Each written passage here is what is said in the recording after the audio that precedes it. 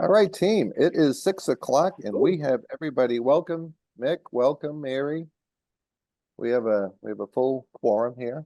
So why don't I get going? Good evening. My name is Bob Connors. It is 6 p.m. and I'd like to call the May 7th meeting of the Newbury Conservation Commission to order. Sean, can you read the remote open meeting law preamble and take a roll call of the members present? Good evening. My name is Sean Young, opening the May 7th, 2024 open meeting. I am the conservation agent for the Town of Newbury Conservation Commission. Please let me confirm that all members are present and can hear me. Conservation members, when I call your name, please respond in the affirmative. Bob Connors, Yes. Brad Duffin, Present. Diane O'Brien, Yes. Mary Rimmer, Yes. Mick Brown, Yes.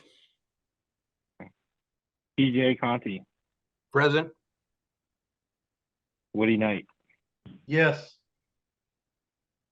Good evening. This May 7th, 2024 open meeting of the Newbury Conservation Commission is being conducted remotely, consistent with the act relevant to extending certain COVID measures adopted during the state of emergency, which extends the governor's March 12th, 2020 order suspending certain provisions of the open meeting law, GL Chapter 30A, Section 20, until March 31st, 2025. This order suspends the requirement of the open meeting law to have all meetings in a publicly accessible physical location and allows public bodies to meet entirely remotely so long as reasonable access is afforded so that the public can follow along with the deliberations of the meeting. Please note that this meeting is being recorded and that all attendees are participating by video and/or telephone conference, and the recording will be available on the Newbury Access YouTube channel. Meeting materials were provided to the commission members prior to the meeting for review. Before we turn to the first item on the agenda, permit me to cover some ground rules for effective and clear conduct of our business and to ensure accurate meeting minutes. 1 second, I will admit some people.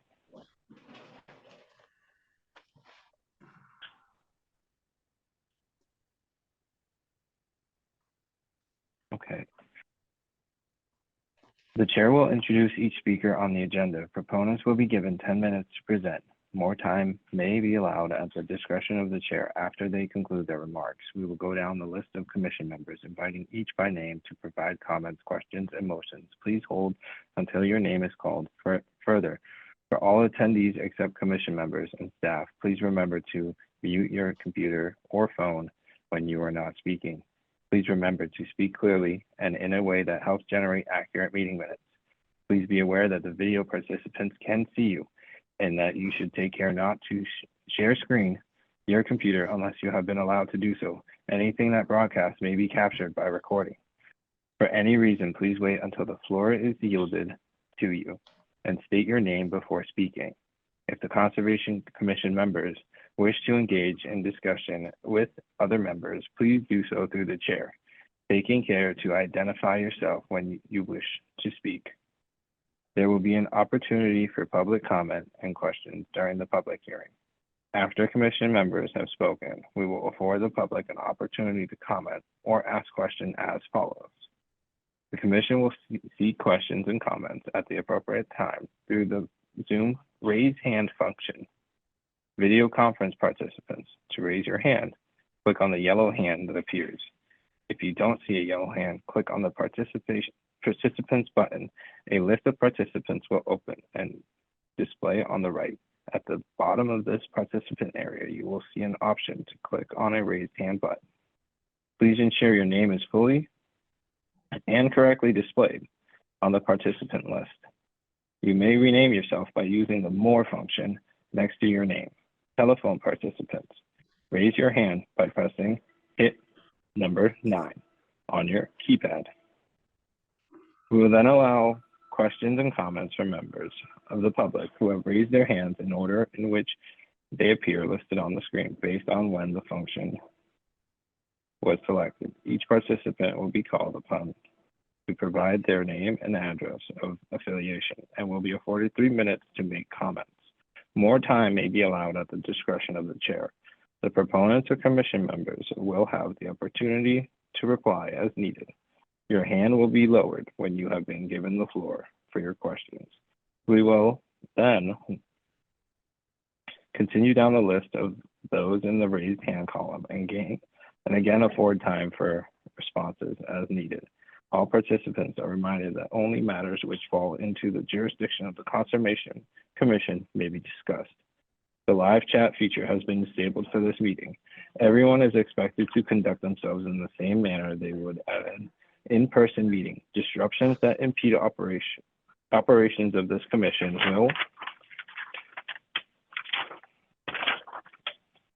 will be addressed once by the chair and should be acknowledged by the disruptor. Further disruptions may result in complete removal of the meeting with no re-entry. Vulgar or obscene actions or comments will result in immediate removal from the meeting with no re-entry.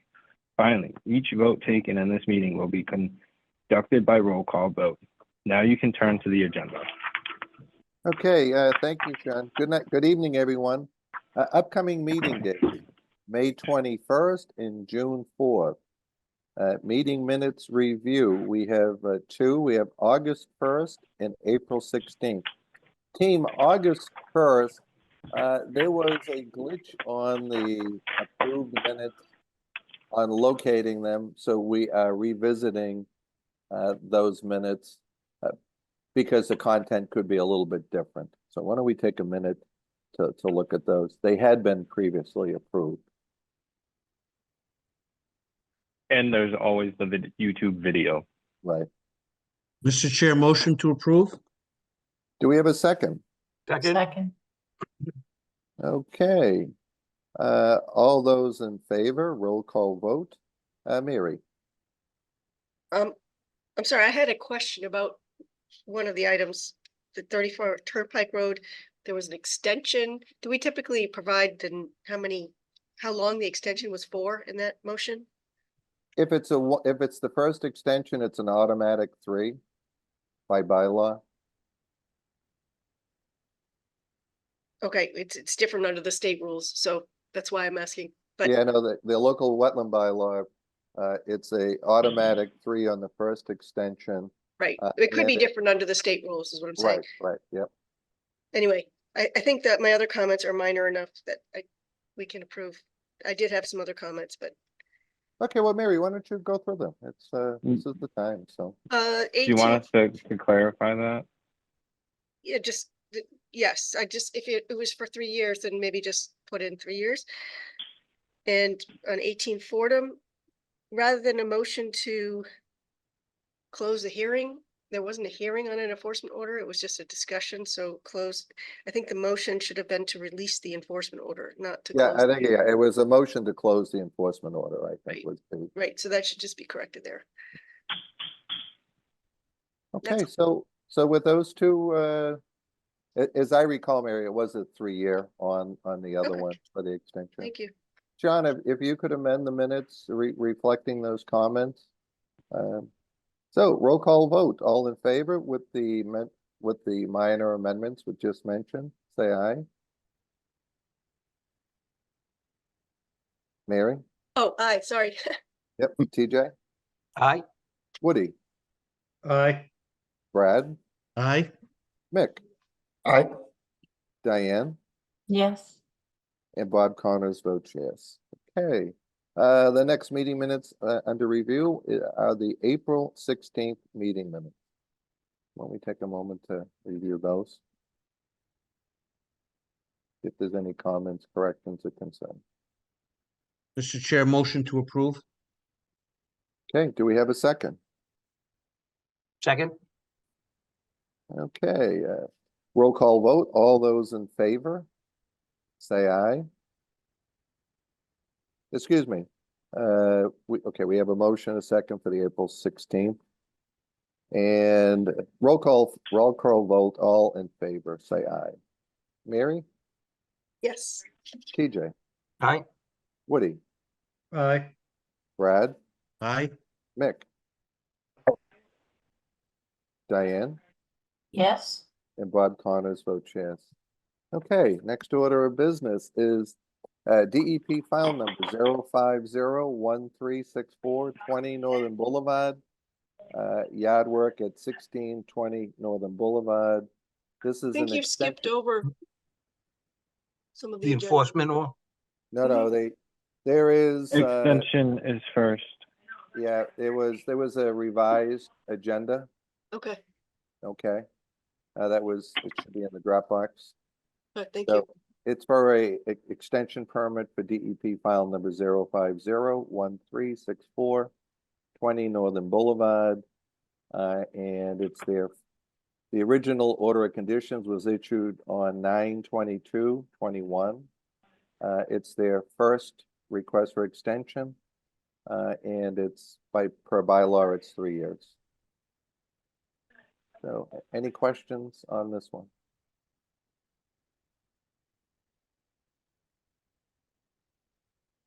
Okay.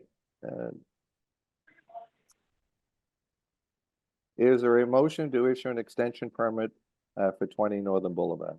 So moved. Second. Okay, all those in favor, say aye. Mary? Has anyone inspected the site to determine whether or not it's in compliance with the original order of conditions? Just wanted to confirm before we extend it that we know something about.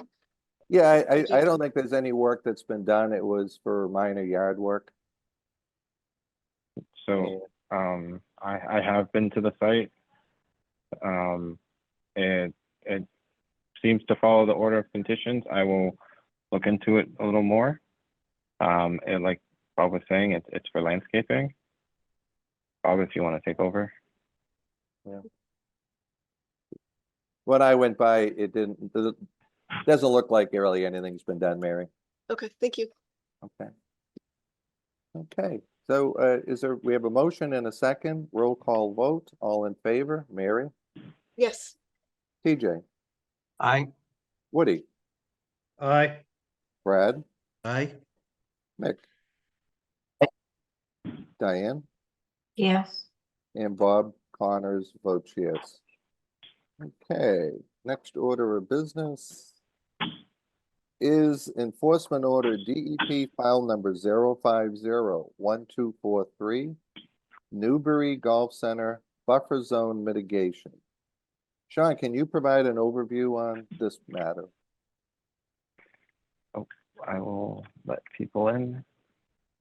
And I believe that Eric and if his engineer are here, they can present first.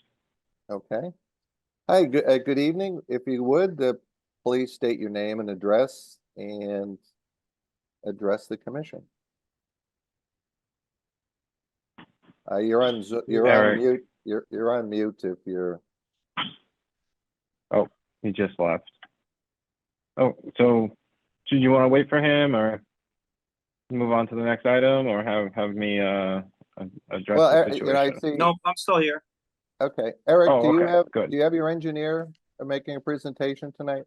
No, I'm here. I'm here as we presented everything to the commission and to Joe Sawaka.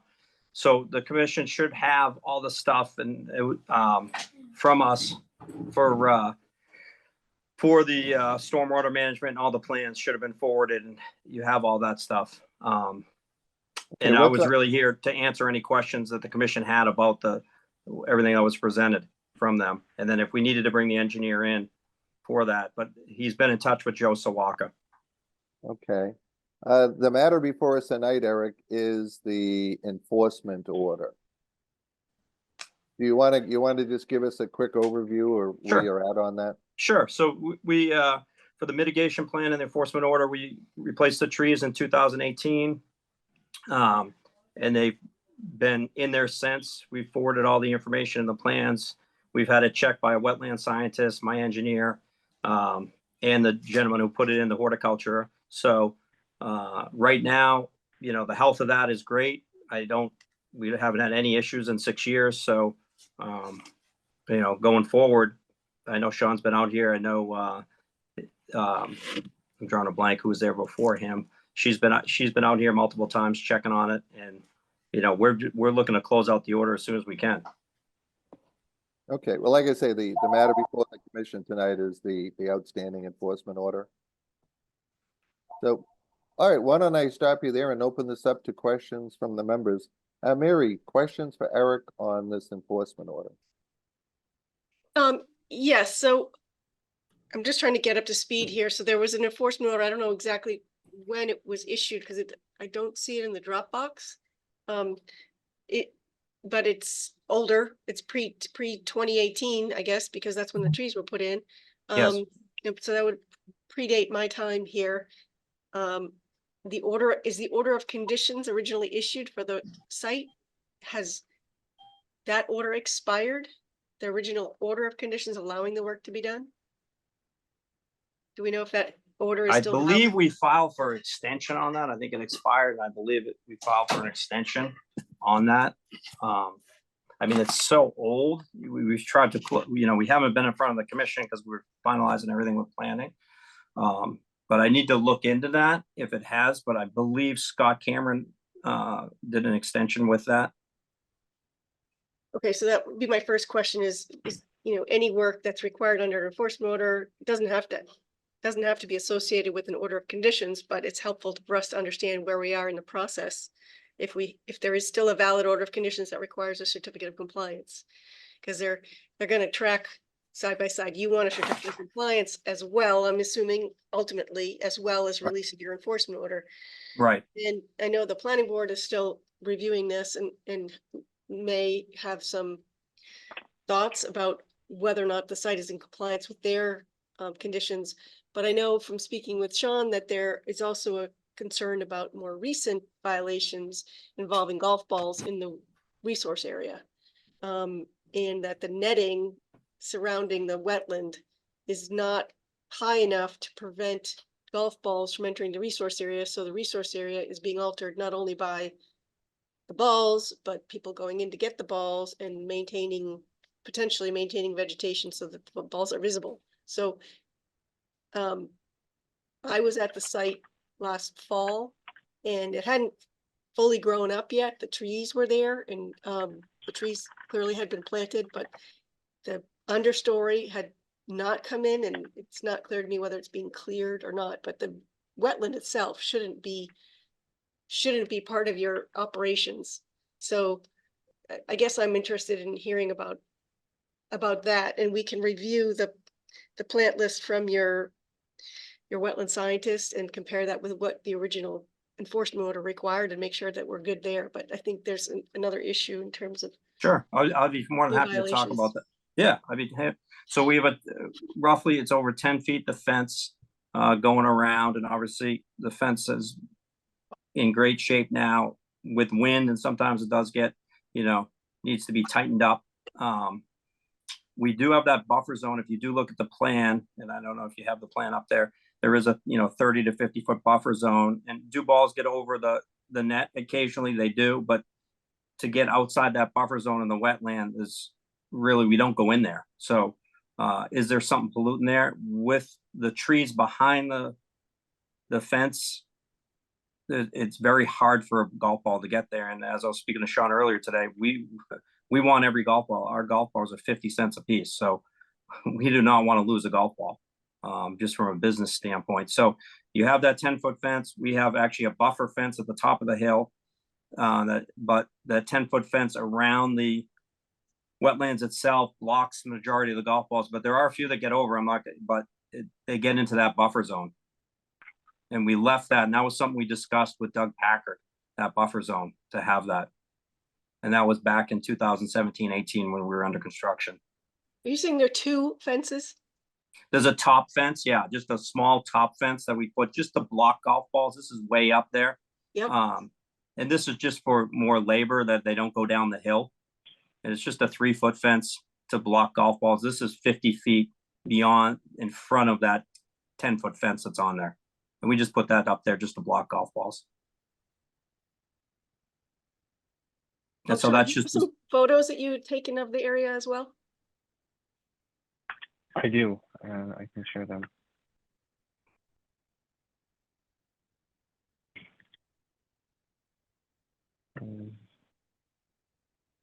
Yeah, why don't you Are focus these- on the fencing if you would?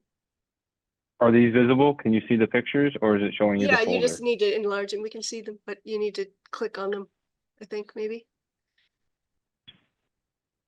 There.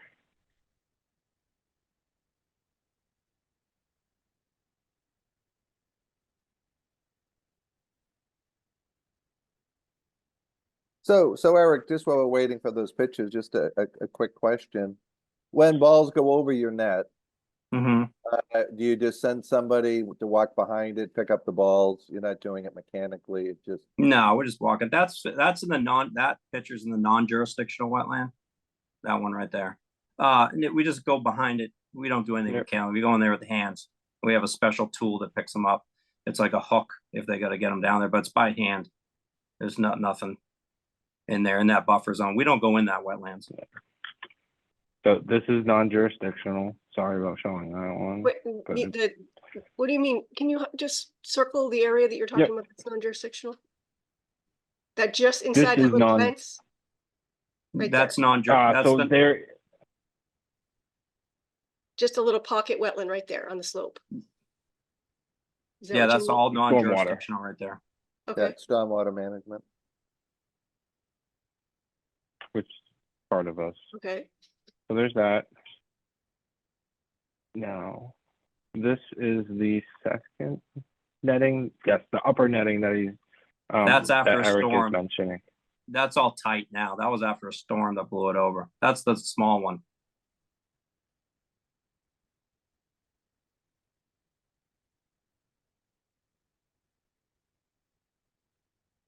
So this is the. So Eric had updated and sent me photos of the new netting.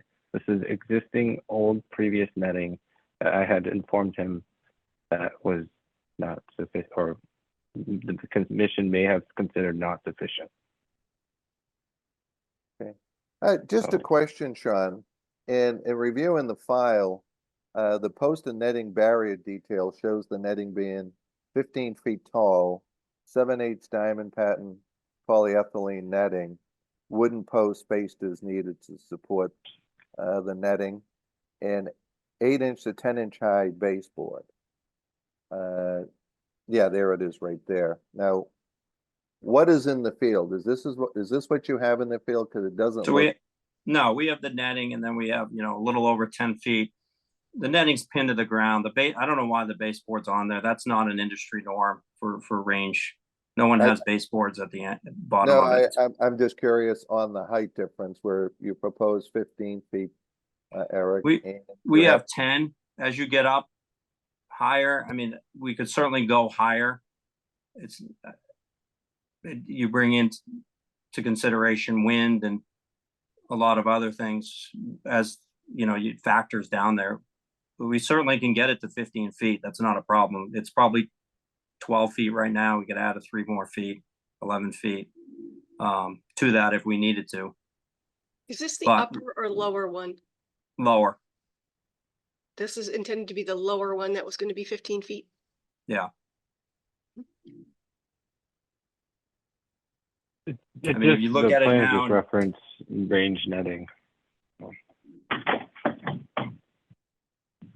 Yeah, so Eric, just looking at this quickly, the original proposal was a 15-foot net with wood posts. And you don't have that in the field now, and I didn't see any wood posts. We've got some wood posts. There's metal posts in there. I mean, it's all ledge down there, to be honest with you. So it's very hard to go deep into that ground without ripping stuff up. Everything is ledge. As you can see, if some of those pictures right behind it, you can see all that ledge. This That's is the a plan re- that you guys submitted. We did, but that was prior to getting out there in the field and seeing how hard that that terrain is. I mean, it is tough to get in there. I mean, we can certainly go 15 feet if the commission wants that. It's not a problem. I don't see it as being in the golf business 40 years and consider myself an expert in trajectory and golf balls and seeing flight. That 5 more feet or 3 more feet is going to make a huge difference of the trajectory of the golf ball because we have that buffer zone behind it. If you look at this plan, you see the buffer zone behind it.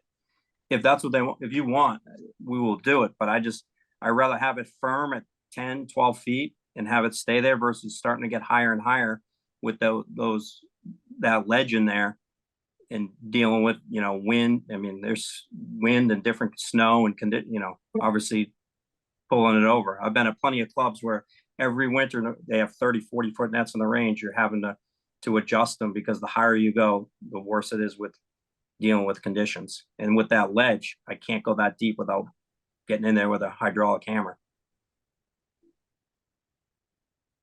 That's the Yeah. issue. I hear you. It's just the variance on what you proposed and what was approved and what's in place. No, I get it. I mean, we're talking 3 to 5 feet at the end, and you're talking at 240 yards, 250 yards away with a ball flight. You'd have to hit a 280 going over there, and just to get into a little bit of golf, the average PGA Tour player hits it is 279.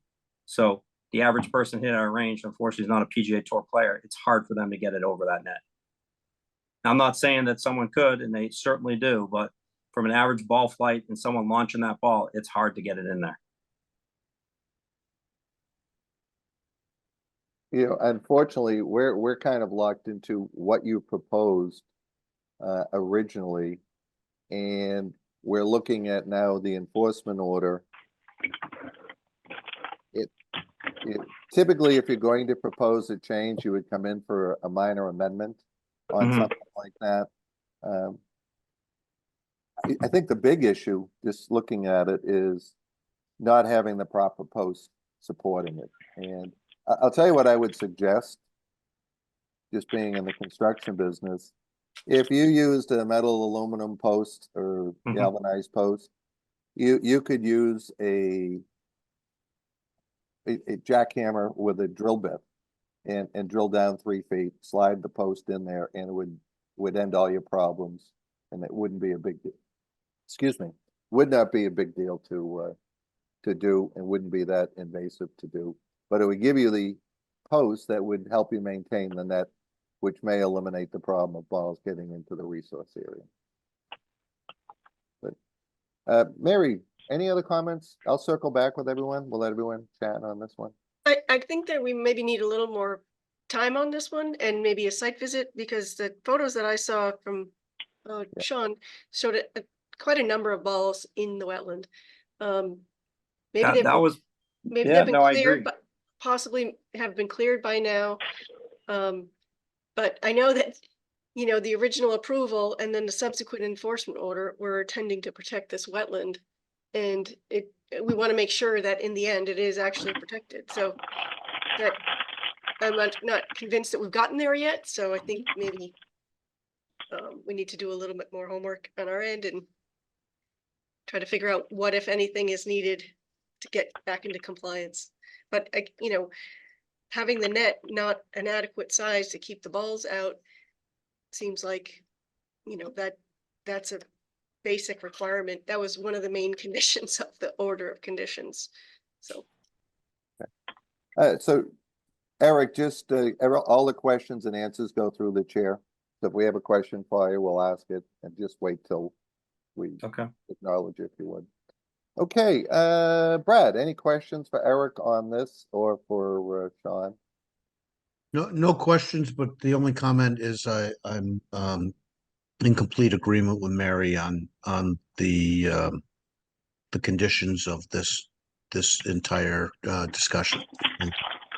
Okay. Okay, thank you, Brad. Woody, any questions or comments on this matter? No questions, but I do have a clarification question. Is the fence the only issue, or is there other issues here as far as compliance? Just the fence? The plantings. I think we need to plantings confirm as well. Plantings from the original order, enforcement order. There were mitigation plantings needed. I'm sorry, Bob, for interrupting. No, Mary, that's fine. All right, so it's plantings in the fence, okay, and I guess I agree that maybe we should put eyeballs on it, so the site walk. That's all. Thank you both. Okay, TJ, any questions or comments on this matter? Yeah, so on the netting, that's 280 yards away from the tee boxes. Is there another section that's netted off, or is it just that one? Can am I allowed to Yeah, speak? yeah, certainly, yeah, Okay, go ahead. all right. I want to go by the rules here. So there's one at the top of you got the non-jurisdictional netting, which is basically in the first wetland, but then we're talking about the 10-foot plus net down below, and there's one at the top, which is about 3 feet, just stopping the golf balls. And that's just put up as basically to save staff for where the golf balls collect. Correct, We and finally- that's 280 yards away from the tee Yeah, the boxes. bottom one, yeah. The bottom one, the- okay. Anything was else, it. TJ? No, Okay. that's it. Thank you. Mick, any questions or comments on this matter? No, I think just to get boots on the ground and get my eyes on it before I pass any judgment or ask any questions. So, yeah, I'm not familiar with the project. I'd like to see it. Thank you, Mick. Diane, any questions on this one? I just had a question. When you look at the enforcement order and then you look at Matt Burns' evaluation that he did, it seemed like within areas 1, 2, and 3, plants got moved around and there were decisions being made to relocate trees that weren't doing well and things along those lines. Was that documented anywhere? So we could see the difference between what was originally expected and what is there now? So that was with Doug Packard working with Neil McCarthy, and because of the conditions of the soil and all the ledge, Doug met with Neil numerous times and moved those so they would survive. As experts, I'm not an expert in planting and I don't pretend to be, but that was their understanding where Doug said, you need to move those, they were originally put in on the plan, and once they started digging down, there was ledge, just like almost the entire property. They moved those. So is there So- documentation? I believe in the plan, there's notes in the plan about those being moved. I can double check on that, to be honest with you. Usually that would show up on the as-built plan. As that built, that's. It is. What was proposed, and then if there was a variance, it would be noted. Yeah, I that was believe my it- question. Is it noted there? Because I didn't. And then with respect to various, he talks about the shrubs and trees generally conforming, but I don't really, he doesn't say what's not conforming. So maybe that's fine, but it was just things I noticed in his plans were sort of not specific. So I was just looking to see if it's documented anywhere. I can look into that, let you know. I'll put that in my notes. Mary, I'm gonna circle back to you. I think that covers it. And I agree with Diane, what she just said too. I don't know if Sean has been looking at the files on this, so I don't know if he had anything further to add. But it seems like, it'd be good to have have him do a write-up for us on where we're at with this project, from the original order of conditions, the enforcement order, what was required under the order for plantings, and how that compares with what actually was installed. I mean, Eric, usually what we would get on this would be a narrative, from your professional regarding, tied into the site plan, identifying any variance and citing, what little impact it may have, or that soil conditions. And I get what you're saying. If you've got 4 inches of aluminum solid ledge, you can't dig down 18 inches and plant a tree, and it's certainly not going to survive if it did. Okay, any other questions for Eric? Sean, do you have any comments on this matter? I do not have any comments. I think everything the Conservation Commission holds. Okay, so what's our pleasure? Do we want to set up a site visit to see this? My only concerns, Eric, is obviously the posts not being stable. It Mhm. is probably has compounded your problem a little bit with balls getting into it. I get it. Let me look into those posts and getting it 15 feet, because it seems like that's what the commission wants. So let me Let me Yeah, look I mean, into that. it's just what you had proposed originally.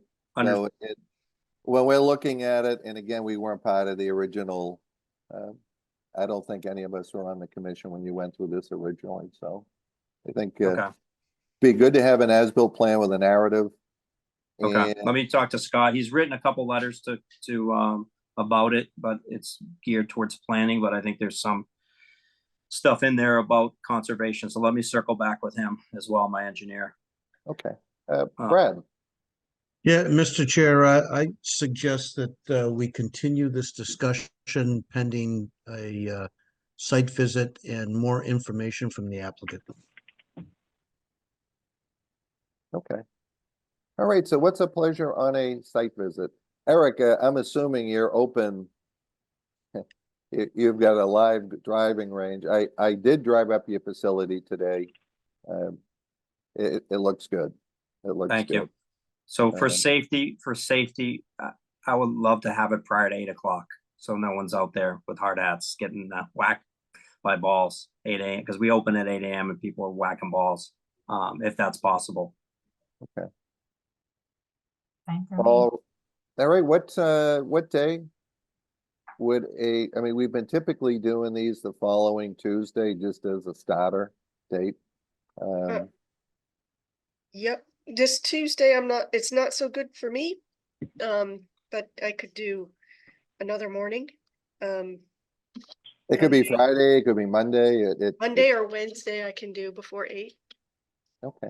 So how does next Monday look for everyone, team? Fine. And again, I I think, won't be here, but that's okay.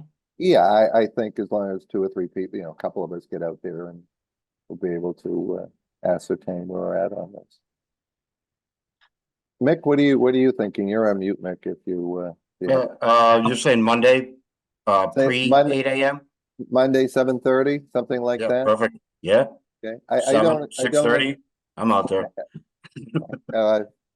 I'm with you, Nick, 6 Yeah, and I o'clock. got plenty of hard hats, so Yeah. I'll bring. Well, I don't think it's gonna take all that long. I think we get out there at 7:30. I think 15, 20 minutes will be fine.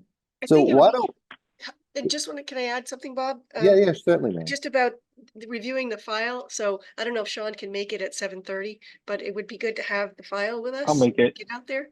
You'll be able to be there? Okay, thanks, Sean. Okay, so we're talking May 13th at 7:30 at the Golf Center. And Eric, I start at 8, so. what's that?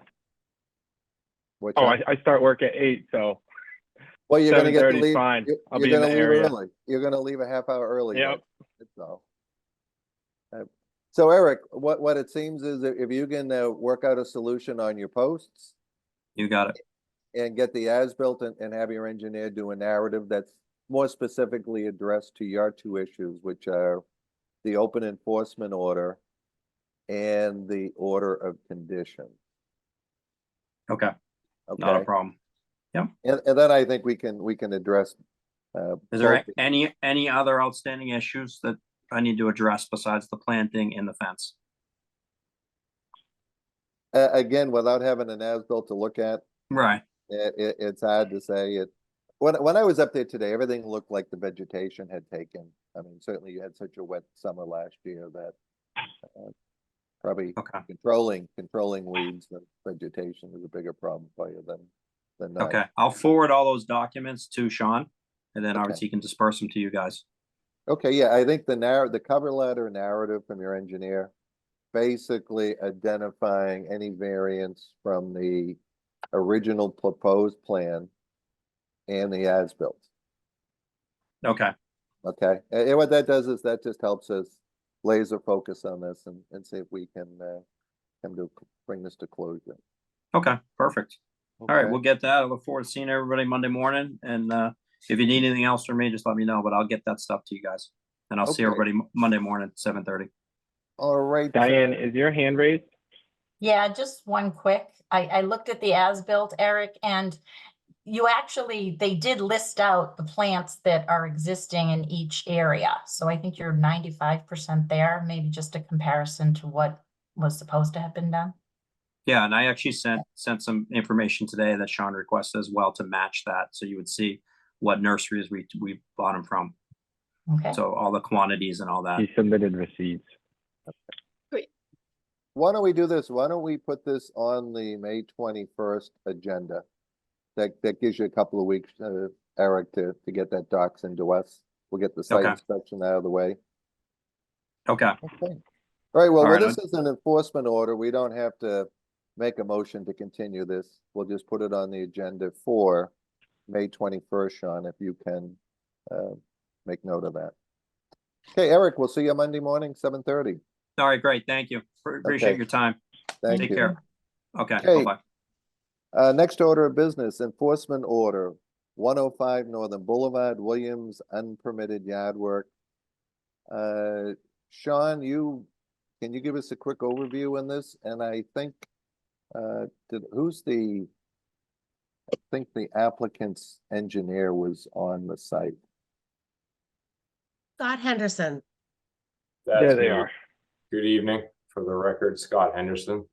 I'm going to let Sean sort of give everyone an update. I have not been involved for that long a period of time, so I'm kind of here just to see how things are playing out and give you guys an update on where we're going as far as engaging relevant professionals to assess the unpermitted work that was done on the site. Sean, if you could just give us your company name or your address or whatever, just so that we have a record of it for the Scott report. Henderson, I'm the principal and owner of Henderson Consulting Services out of Lexington, Mass. Okay, great. Well, why don't you give us a quick overview, Sean, of where we're at on this? I have been down and looked at the site as well. And it's one of those typical cases, team, that when you move from one town and you move to a barrier island, what you could do in your yard in Woburn and what you can do in your yard in Plum Island can be dramatically different, as we know, but especially us that live here. So, John, why don't you give us your overview on this? Sure. Do you want the narrative or just a brief description? Well, why don't you give us the brief description? And I think if you have some pictures, we can look at those, and then we can hear from Scott what they're proposing. Yeah, so I drove by the site and noticed that there was some machinery operating. I asked the operator while standing on public property to see if they had a permit. They approached me. They did not have a permit. I told them to cease work, and the pictures are descriptions. So let me pull those up and we can go from there.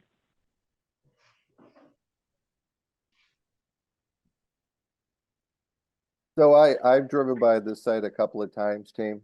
If you're facing the house from the street, the owners were going to put a driveway into the right side of their house, and they had removed some invasive vegetation throughout the property of poison ivy and some other vegetation, and they were unaware that they needed a permit to do that. Yep, so the homeowner did not know, he's new to the area, and did not know that he had to come through conservation in order for us to approve what he was doing or disapprove, such as building a driveway when he already has 2 parking spots. So as you can see in the pictures, this is kind of what was happening or what happened during my site inspection visit, enforcement order. It was just unpermitted work that I think the homeowner just needed to be given some knowledge of the steps that he had to take in order to do work on the beach barrier island. So currently there is the gravel from the driveway still on the site. The homeowner was very respectful and stopped the work immediately. Even though they offered to remove the gravel right away, I wanted to take it up before the commission for you guys to decide on the next steps that need to be taken. This was the site, how it looked prior, based off of Google images and real estate images. Oh, So team, what Sean did, he went out, he issued a verbal and stop work order. Sean had called me when he was out there, and the owners agreed to stop work. And we certainly, they needed to come before us at tonight's meeting and to look at what the solution remedies are and craft an enforcement order to, I mean, basically they removed existing vegetation to install a driveway with driveway materials and a associated geofabric base, and they lacked any permitting. And from my perspective, you know, unfortunately, they already exceed the 324 square feet by right of existing parking spots. So it wouldn't be permittable to expand beyond what they have. And it would seem to me that we should issue an enforcement order, a written enforcement order tonight, consider ratifying it, and with basically having the owner remove the driveway material and fabric, return the sand, move to the rear of the property to repair the former driveway prep, and then follow with the submittal of a restoration plan and a monitoring plan for review and approval by the commission. And I'm saying within 60 days. I think if Scott could do that quicker, that's my quick snapshot of this. Yeah, I mean, if I can add a couple of things. Yeah, sure. Please do, Sean. That Scott. I'm gonna share my screen, just to have a reference of the site. So this is the Merrimack Valley GIS. So this is the property here. The driveway installation in question is the north side of the existing house. And the vegetation that you see here on the site, mostly, you know, invasive stuff, a lot of poison ivy, which is sort of the driver to remove a lot of that. And some seagrasses are all stripped out. I got a call from the homeowner, you know, and he was very apologetic for doing this. I think he's very much willing to remediate what's been done. Again, some of the vegetation that's been taken out that can't be replaced immediately in kind, but that is going to be part of the restoration plan. Here is an extensive replanting to try and get it back to the existing condition as much as possible. So there's a few loads of dense grade here on the site now, just north of the house. The intent would be just to strip that out, to take the stockpiled material that was moved to accommodate that dense grade and redistribute it back where it was. No import or export resulting from, you know, what we'll do. And then we've engaged Bill Manuel to assist us in preparing a restoration planting plan. I'm going to handle putting together sort of a plan itself. It shows, you know, relative to what's there now, what we're going to do, and a formal submittal to the board, so that you can kind of see in detail exactly what we're going to do and have the ability to administer and monitor that for a couple growing seasons. So that's basically, you know, what we're going to do. Like I said, we've only had about a week or so. So, you know, spring rush for engaging surveying and wetland consulting. We didn't have a chance to put something together for tonight, but we wanted to make sure that you know that we're moving on the right track. So. Okay. All right. So team, this reminds me of some other matters we've had. And when you go to the lot, it's easily to define what the original grades were, where the driveway was being put in. You visualize they've dug out 4.5, 5 inches of sand, put that in the backyard, and then brought in a site pack to bring it approximately back up to grade.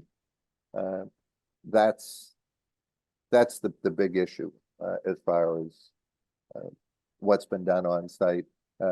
excluding certainly the vegetation that's been disturbed.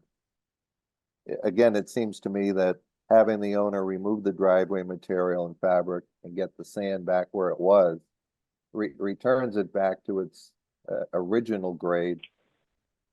Doing any type of planting probably isn't advisable much after May or before, probably early October. But that's kind of my take on this. Mary, what are your thoughts? Yes, I agree. I think, remove the offending material that shouldn't, that's non-dune compatible material Right. as soon as possible, and submit a restoration plan with restoration plantings. And I think submitting that maybe by the 21st might be a little tight, but the following meeting, so that we can get that taken care of as soon as possible. I think that one of the challenges will be to determine what the elevations were prior to the, the violation. It actually, Mary, when you go out there, it's a fairly flat lot.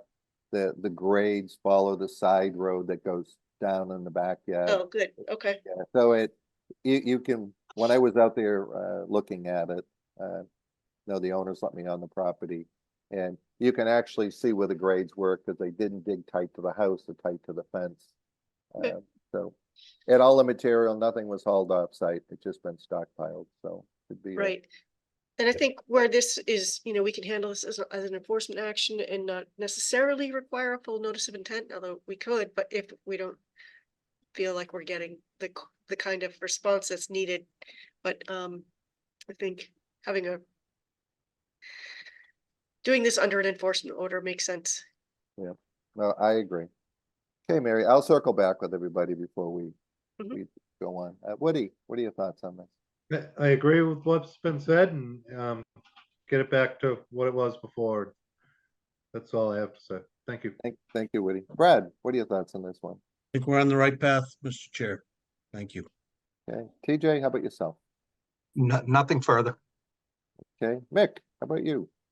I just want, so I understand the timeline, following the stop work order, that's when the owners reached out to Mr. Hennessy to obtain some engineering services, is that correct? Yeah. Okay. Yes. Yeah, Yeah. all right, so and just, I don't know, I haven't seen it yet, Bob or Sean, just based on the changes in grades, do you think there's any need for any temporary, whether it's matting or some type of containment for erosion control, or seeing all the vegetation's been removed? It's a relatively flat yard and it's on the landward side. So it isn't that it's getting the wind-driven sand or anything Yep. like that. No, it looked like there No, wasn't a no. lot of vegetation in adjacent properties, but Yeah. just want to make sure that we cover that in the enforcement order if there's something that needs to be done, prior to the next meeting to, control what's on site now and unprotected. I can make an assessment, site visit assessment, and we could put in, something if needed. So I can report back to Sean, and sort of if we deem there's a imminent issue, then we'll Just use it. so we can check that box, Scott, Yep. make sure existing conditions aren't gonna, have an impact on other properties, the roadway, things like that, so. Understood. Yep. All right, thank you. Okay, thank you, Mick. Diane, To clarify, the start of, or when this enforcement was issued, it is the homeowner that was doing the work. Nobody was for hire here. right. So- Okay. Thank you, Sean. Diane, any questions on this one? No, nothing new. Thank you. Okay. So team, I think what I would suggest is, why don't we actually issue a written enforcement order? Actually, Sean, I actually had prepared a draft and sent it over to Sean. And the provisions would be owner to remove driveway material and fabric, return sand moved to the rear of the property to repair former driveway prep. And then when require the submittal of a restoration plan and a monitoring plan for review and approval by the board. I suggested 60 days, just knowing how the struggle is, and we can't do planting. We wouldn't recommend doing plantings during that time frame anyway, but That would be my suggestion. Mary, what are your thoughts? That sounds fine, although I think now there's dune grass planting happening year round, now that they have ability to do that, but I agree with you in principle, Bob, I don't. Okay. Yeah, I mean, yeah, what I visualize, Mary, is that they're gonna be doing a dune grass planting, 12 inches, you know, a 12-inch grid, and returning it in that fashion. I just know other people have had trouble getting dune Yeah, grass they might. during the summer. They don't harvest it, it seems, till it goes dormant in the fall, but Yeah, it's more expensive in the summer. okay. Heidi has her hand raised. So James has his hand raised, the owner of 107, 105. My question is kind of proactively, I was able to get a place out of Cape Cod had some dune grass. I bought the remaining bundles they had. So if we can, I'll still put together the planting proposal with Scott and Bill. But if we can get it back to where it was, I'll proactively, if it takes this late in the year, it takes. If not, we'll pull it out and do it again in the fall. But I figured if we can get in, I probably have 1,000 Seedlings? seedlings. So I just bought out what they had because I knew we had to get planting back. I just wasn't sure, you know.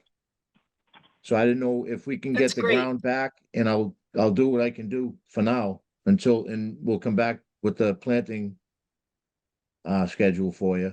So Jim, if I hear you, you're thinking that you're gonna remove the material, you're gonna bring the sand back to the original grade. And then prior to you actually submitting the restoration planting schedule, you're just gonna undertake putting in the dune grass 12 inches on center in a grid? Well, right now I've got them sitting out on the side of the house and we've been watering them. I don't know if they're alive or dead, but I grabbed what he had left and there's none available till the fall. So I talked to the guy and, a matter of, what we'd need moving forward, he could have it for me in this fall. That's what, Yes, just to add to that, there are some areas of the site, particularly in the back, that the grade change was, minimal, if not, insignificant. Like, it didn't happen at all. A lot of that grading was done on the north side with the driveway, and then where that material was stockpiled. But there are areas where the grade right now is effectively what it was prior. The vegetation was just stripped. So in those areas, it seems reasonable to attempt to just plant now, because the restoration won't call for any sort of earthwork. And then stripping out the dense grade is a pretty straightforward process, knowing where that is, stopping once we get back to native material, and respreading. So if the board's amenable, we can kind of do a little bit of the work before we prepare the detailed plan, if that's all right.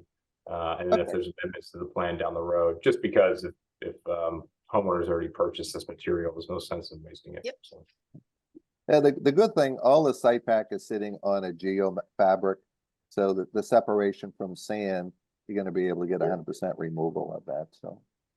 Okay, the only thing I would say to the homeowner is that whatever planting you do, you kind of do at your own risk till the plan is adopted. Yep. But it would seem if you're going with a 12-inch grid spacing, that Okay. would likely be what you're gonna submit anyway, but just that Perfect. caveat. Okay, all right, so right. team, any other questions from the members? No, just, I would advise you not to do any work until you get the enforcement order, so you can be clear Alright. on what the conditions are. So what I'm gonna suggest is, why don't we ratify an enforcement order with the following verbiage? And then Sean can issue this, generate this and issue it.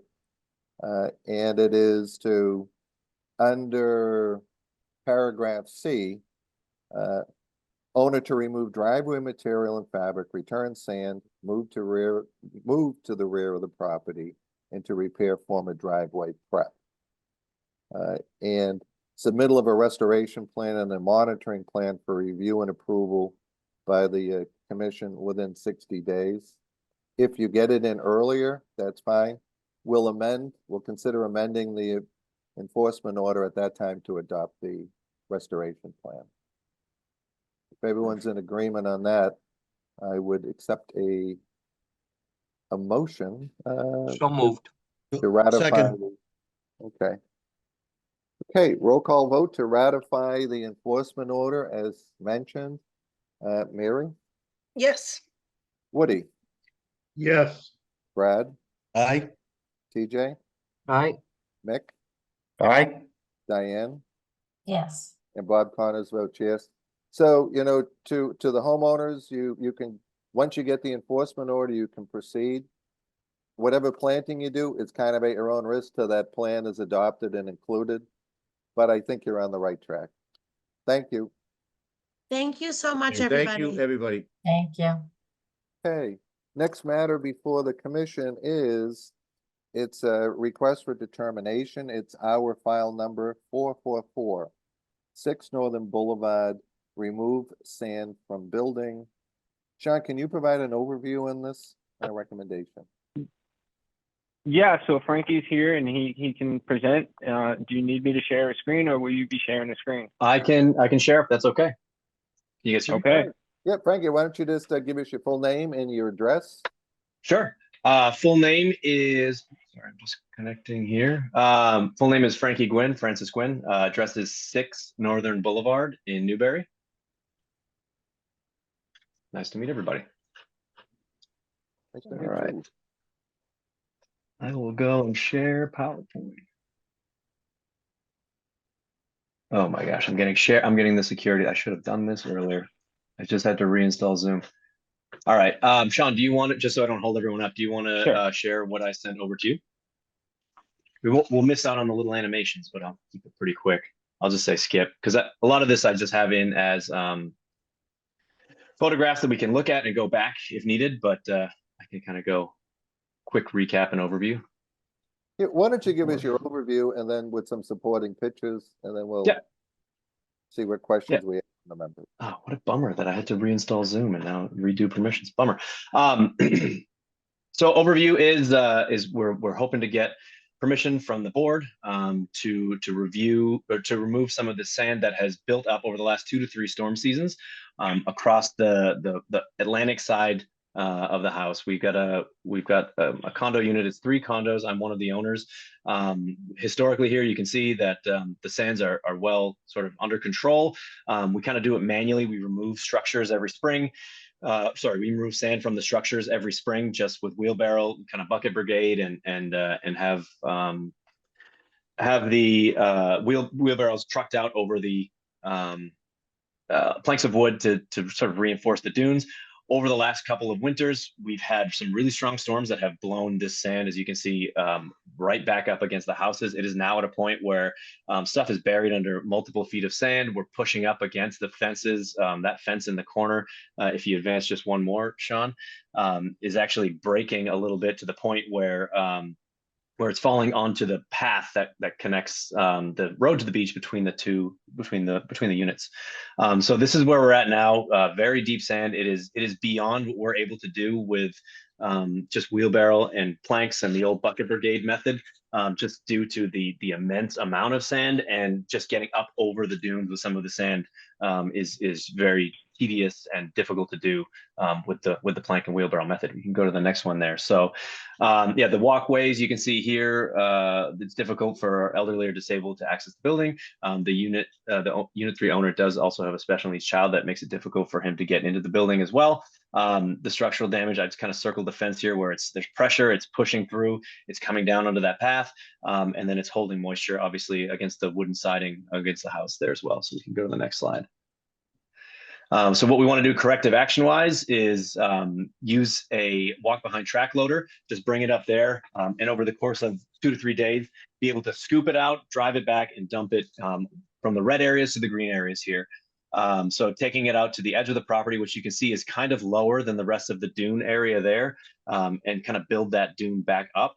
We're hoping to do this in 3 days for a 3-day rental of a walk behind track loader. So we can go to the next slide there. And then sort of ongoing sustainability, we would hope to really prevent or not have to do this in future years. But looking to sort of build a fencing area so that there's just one in and out across the dunes versus right now where it's all flat, there is no growth, and you can freely walk in and out on that private beach area, that exclusive use beach area for this condo. So we would hope right now that by planting that and protecting that, once we built it up, that the beach grass from either side will start to come in. It's already starting to come in just a little bit, but I think if we can fold it there and put some fencing in at the diagonal, I actually updated the slides a little bit to show in the front, have that diagonal fencing going in so that it will collect like more of the sand throughout winter storms in the future, and just fortify that dune while it's allowing that beach grass from either side to just come back in and repopulate it and prevent more sand in the future from just coming up against these houses and these structures. I've got the last one was for questions. I did add at the end of another slide that I'm not sharing right now, obviously, but the information on the RDA, the information on the newspaper ad, legal ad notification that we published on April 26th in the Newburyport News. And I've got some projected costs for the project, but I'll pause here to see if anyone has any questions or thoughts. Okay. Thanks, So- Sean, for sharing that. So let me start with you, Frankie. Yeah. Yeah. It didn't look like you had any vegetation where you wanted to stockpile the sand, but that was. Correct. Okay. And certainly putting in a snow fence before winter would probably go a long way to helping you from dealing with this. We did that last winter, and it is now, that snow fence is now covered, and so that dune came up a little bit, which was good. But yeah, we're hoping to now put dune on there and more snow fencing just to hold that dune in for sure. Okay. All right, questions from the members. Mary, questions for Frankie on this?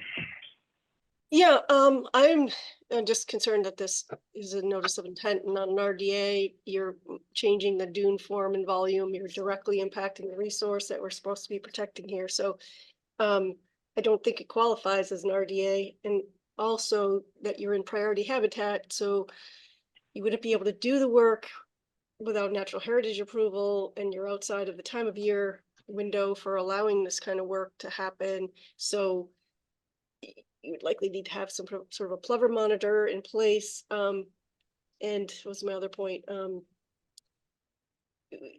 This is similar to like the blue that we required a beach management plan. I think that the activities that they're trying to do, they're trying to get approval for, maintaining this in the future as well, and creating a sort of a permanent access way that should probably be addressed as part of a ongoing beach management plan, so that they don't have to keep coming back to us every year when the sand blows up onto the beach. So the RDA is just a temporary thing. If it was just hand removal, when digging out the stairs and things, I wouldn't have as much objection to it, but there's a fair amount of sand that needs to be moved. It's important where it gets moved to and how it gets moved. And we also have the natural heritage issue that is, they're depending on where they place it, it looks like the line is very close to the back of their house. And also, unfortunately, Bob, I'm going to have to hop off in a second, but I will come back on. Okay, thank you, Mary. Frankie, let me ask you a question. I'm familiar with the property. I knew the former property owners. You have patios out there as well, isn't? Yeah, they're covered right now. Yeah. Okay. So you're basically trying to remove this material from existing yard features? Correct. Okay. And putting the sand back where it blew? Correct. Okay. All right. TJ, questions for Frankie on this one? I was wondering if there was a little bit more to this. I mean, I certainly understand needing to get that sand off the decks and out of the entries and walkways and things like that. I just don't know the extent of how much sand you're moving, and from what areas, if it's just on the decking or if there's, the dunes that are up against the fences. Is that just all dune? Is there any structure underneath those, or? The dunes, it's all sand. Yeah, that is up against the fences. That's now pushing that fence and breaking it. Sorry, is there any structure underneath it? Is that what you're asking? Like the pavers or pavers? Oh, yeah. In parts there are pavers. Yeah, there was a paver patio there that's completely covered. There was kind of a a walkway that went to an outdoor shower area, and that's completely covered as well. So yeah, pavers and wooden walkways. Okay. That's it, Bob. Okay, thank you. Woody, any comments for this?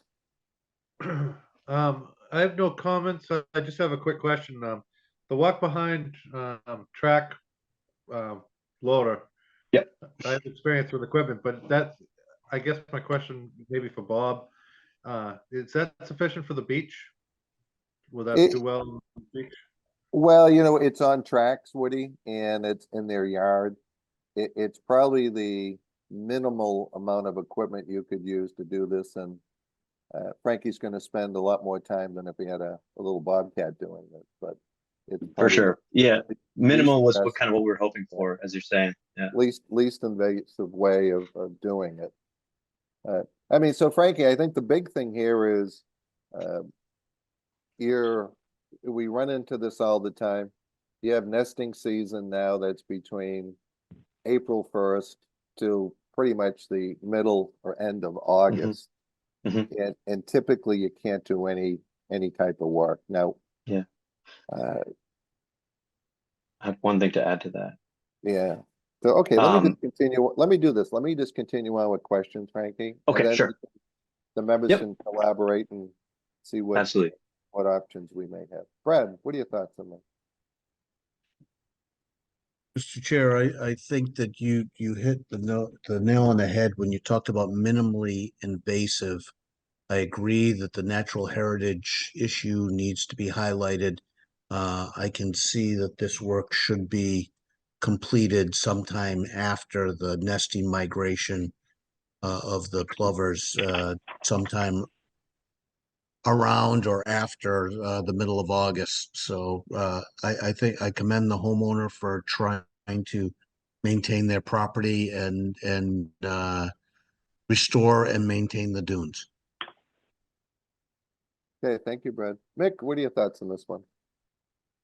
No, I see a couple of those. There's definitely a safety issue there with access to the properties and Right. damage to That's some of my- the structure. That's my So, immediate concern. Yeah, and also the other side of it, when I was reading through the initial proposal or presentation prior to the meeting, it really wasn't a clear defined plan, excuse me, on how the sand is going to be deposited back onto the beachfront.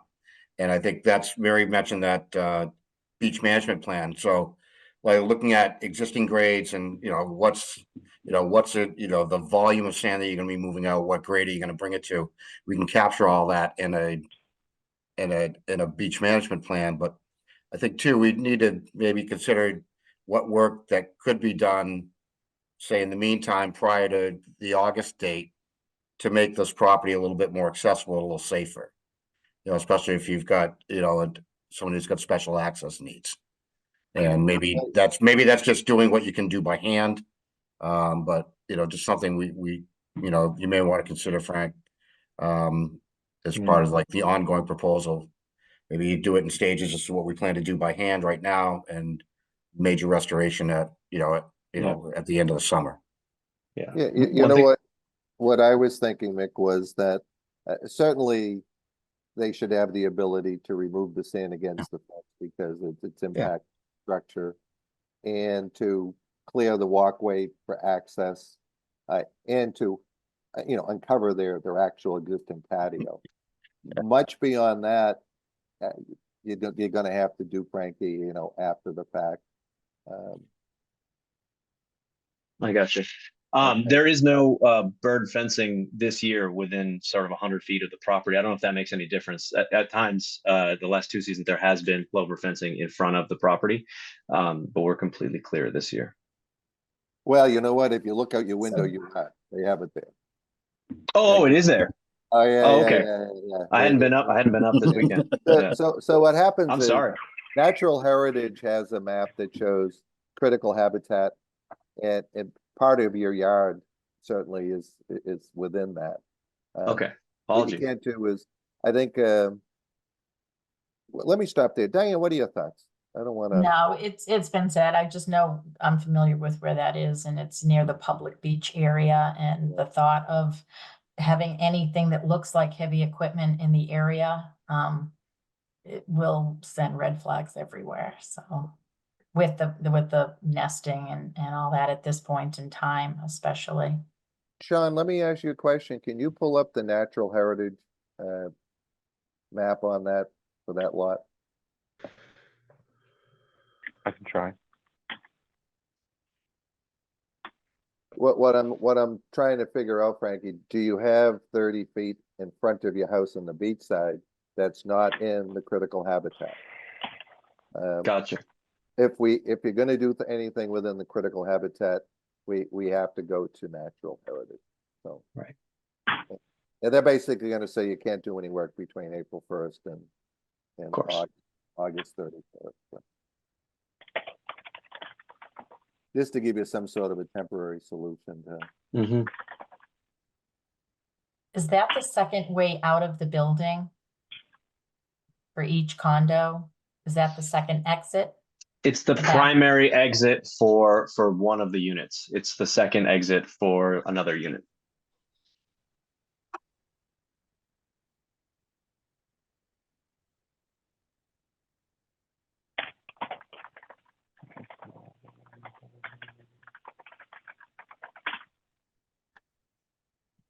Okay, I will share my screen here, and if Frankie could help me describe which property it is. Yep. That would be great.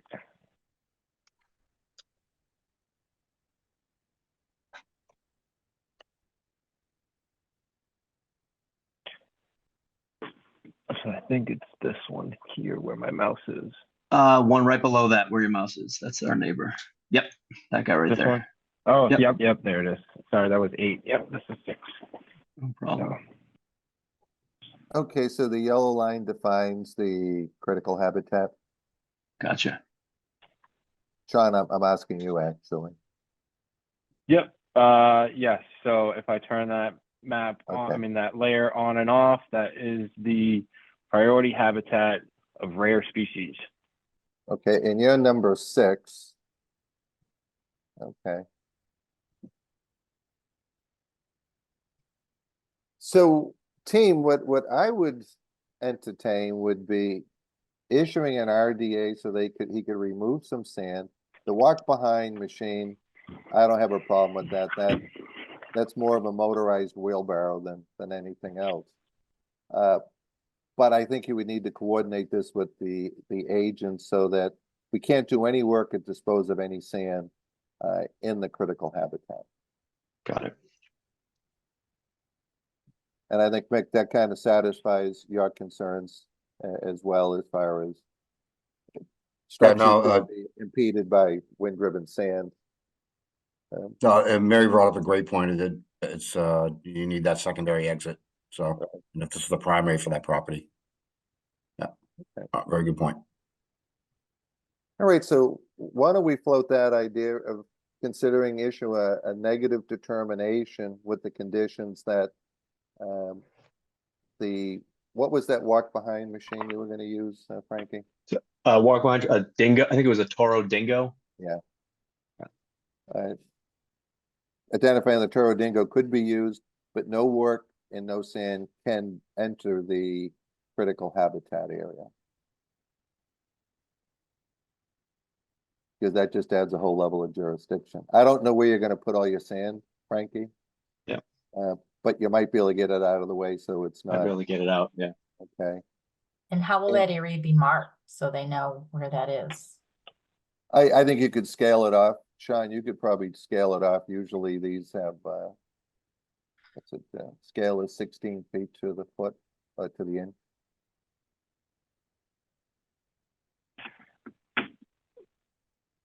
Yeah, I mean, we can figure something out.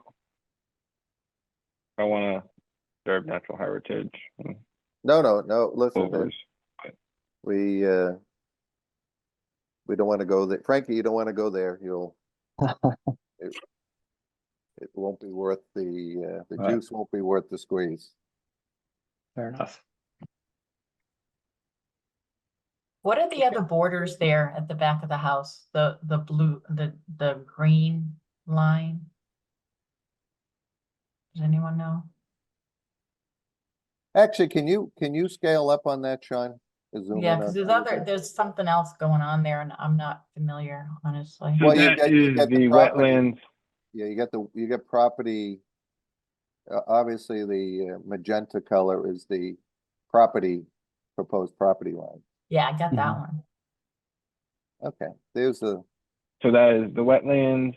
So it's basically saying these are all the categories of what falls under Wetlands Protection Act. can you just So leave if I the layer for natural heritage? turn that That's it right on, there. Okay, and there's 6. and then Okay, linear feature. Closure line.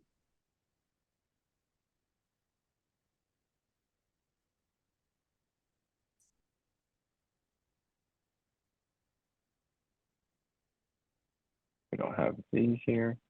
okay. So that turn off the layer.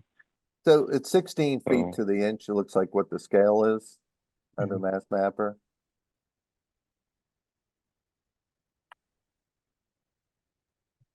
Yeah, somewhere around there. 16 feet to So- the house. Why don't we? If I go to the site, I can probably see what Onyx says Okay, and well, work why off don't of we do? that. Why don't we do this? Why don't we consider allowing him to remove sand, off the fence, the stairs, patio, up to 16 feet from the property, from the structure. Just guessing, Frankie, unless you're gonna get a surveyor out there to Yeah, locate that. yeah, that makes sense. So up to 16 feet from the National Heritage line. Right, or yeah, what? The no other way. disturb, no disturb 16 feet from the house end. Excuse me, Okay. we cannot disturb anything 16 feet or beyond.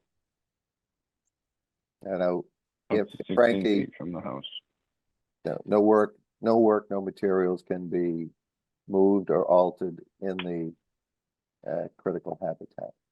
16 feet out from the current structures, the current Right. buildings.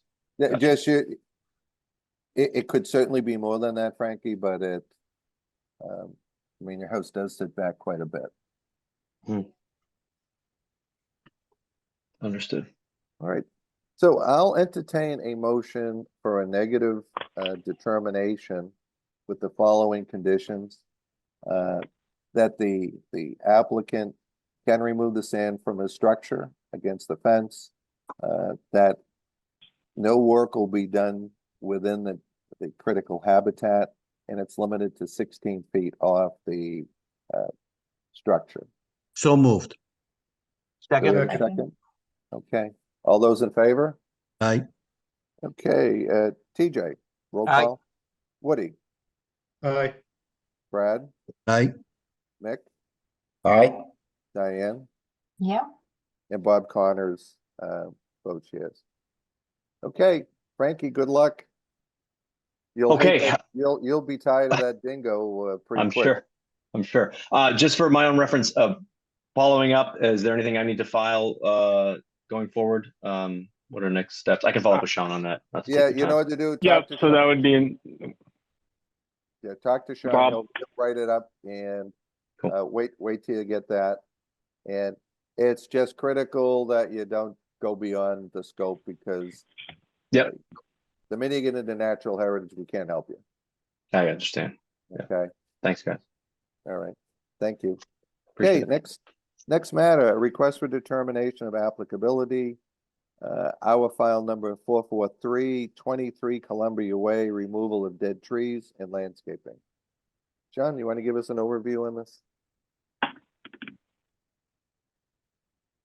Sure. So we have Columbia Way, okay. I think that the homeowner for Columbia Way, Mark, is having trouble with his Zoom. So either is he here, Mark, if you can raise your hand. If not, Oh, yeah, I see you. he's here. okay. Okay.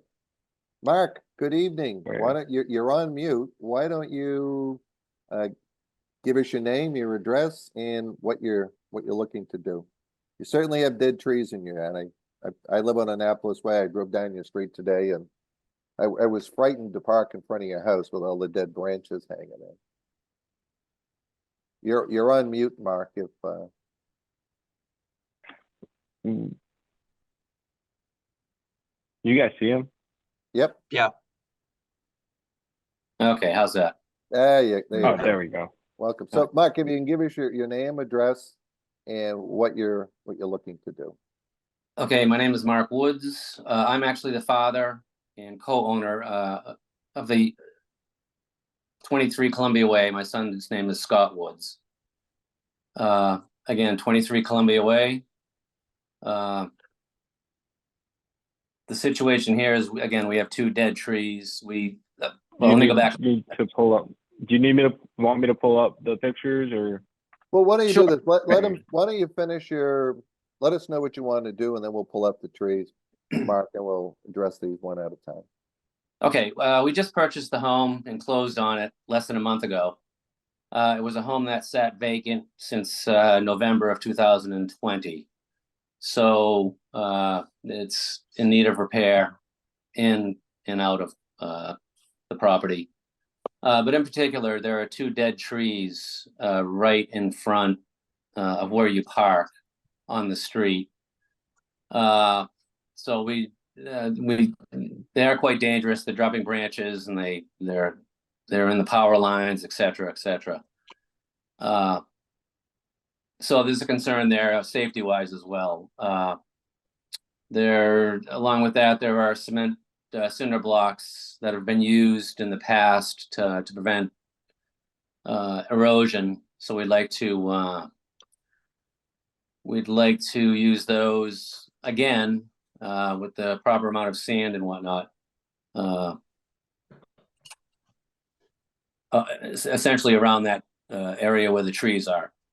We also intend to add the necessary vegetation, again, for the erosion around those 2 trees, or to prevent the erosion.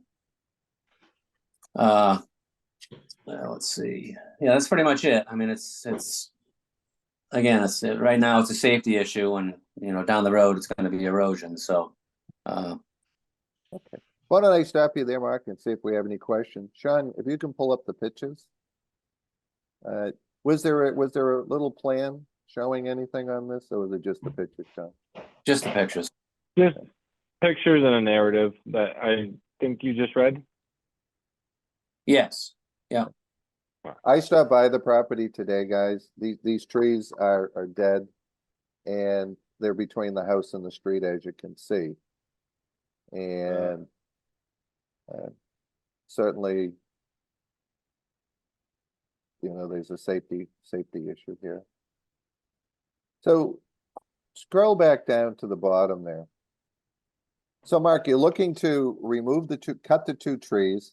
Typically, we let you flush cut them to the grade, so not to further disturb the bank. And are you looking to just get rid of I'm going to call it the debris other than the steps? Is that what you're looking to do with?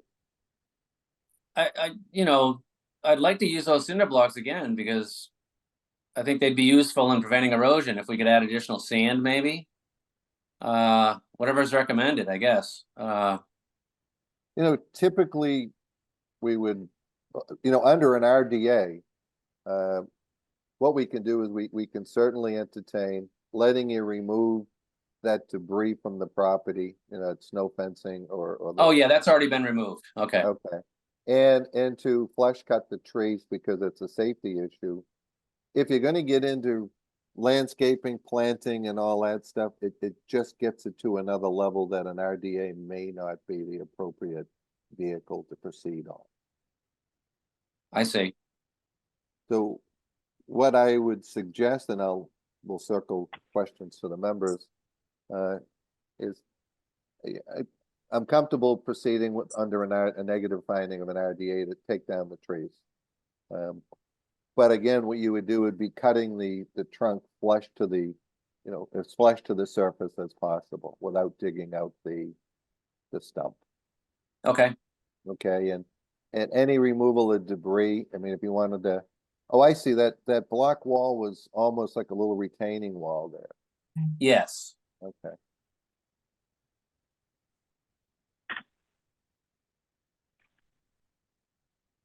Okay. All right, let me stop there and open this up to questions. TJ, what are your thoughts on this one?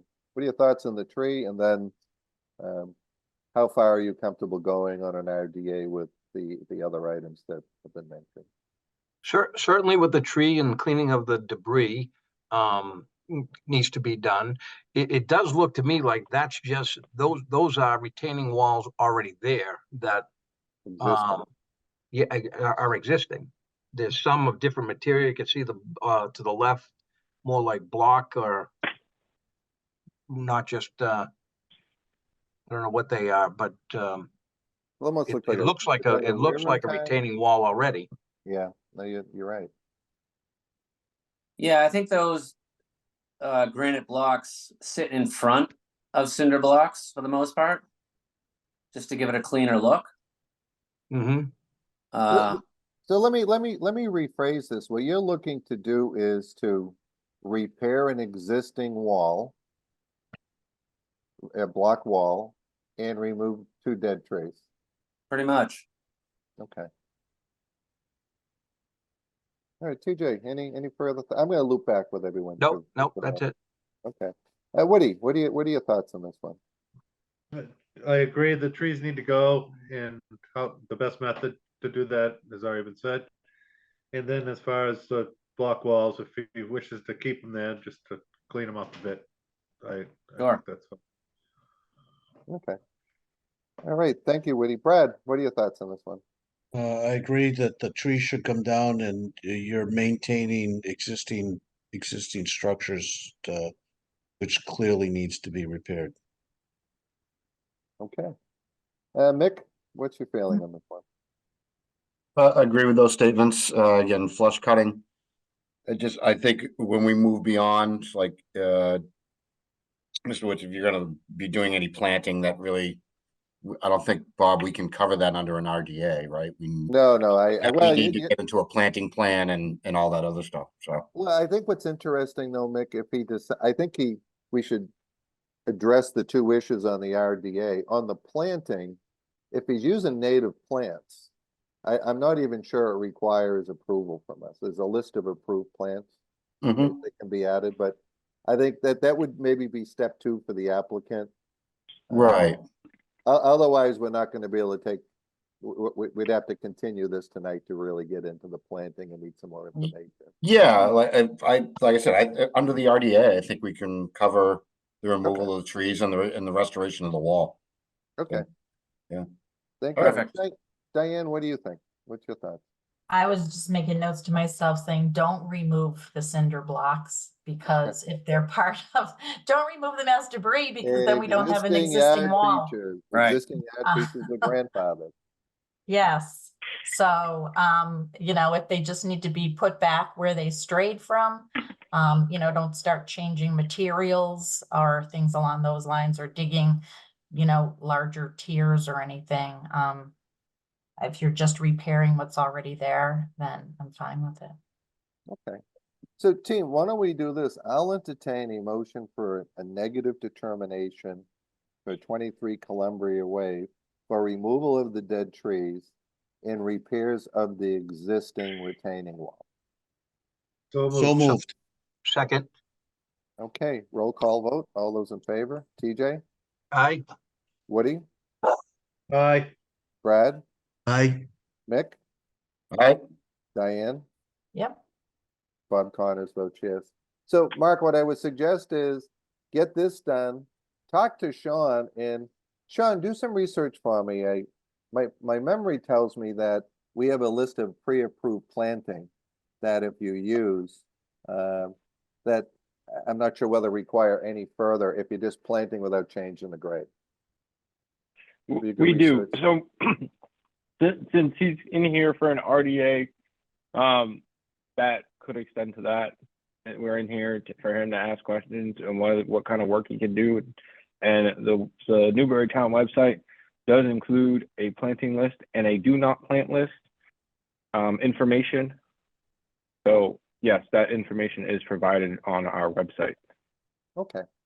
So follow up with the agent once you get your trees down and your walls restored. And we'll see what other steps you need to take. Thank you. Great. Thank you. Okay, we have a request for determination of applicability, our file number 442, 64 Southern Boulevard for installation of a 14 kW generator and an automatic transfer switch. So team, I actually drove by this site. This is a house that's on the corner of Southern Boulevard and Harvard Way. The house is on pilings. It's elevated. It's a fairly level lot. And is the applicant here? Yes. Hey, if you could give us your name and certainly your address. Sorry. Give us an overview of what you're looking to do. Mark Brown at 64 Southern Boulevard. We're hoping to install a Generac standby generator, mainly to run the sump pump, which was on quite a bit this winter. And Morel has come out and looked at it, and Townsend has come out. I'm told all the paperwork has been submitted, and I'm told Sean stated it's not in the floodplain or flood zone. So Yeah, to correct that, or have, I don't know how to say that. Anyways, yes, so the house is in a, if you mind if I take over. Sure. Okay, Is so it the a house Zone X? is in, it Zone X or? it's part of Zone X and part of AE. When I went through the pictures or from the generator company, they are placing it in the flood zone, according to the pictures.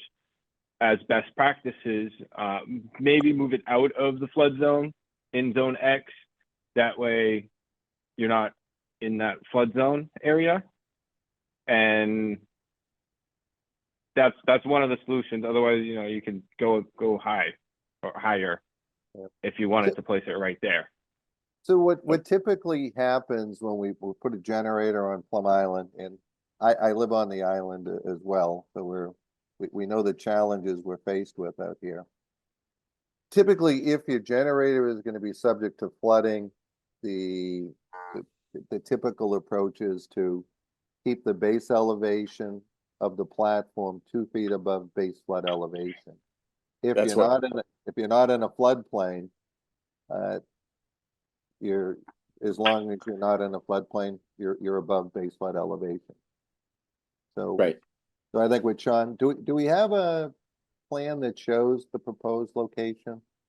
Curious as I do. Is the Zone X closer to Southern, or is it south of,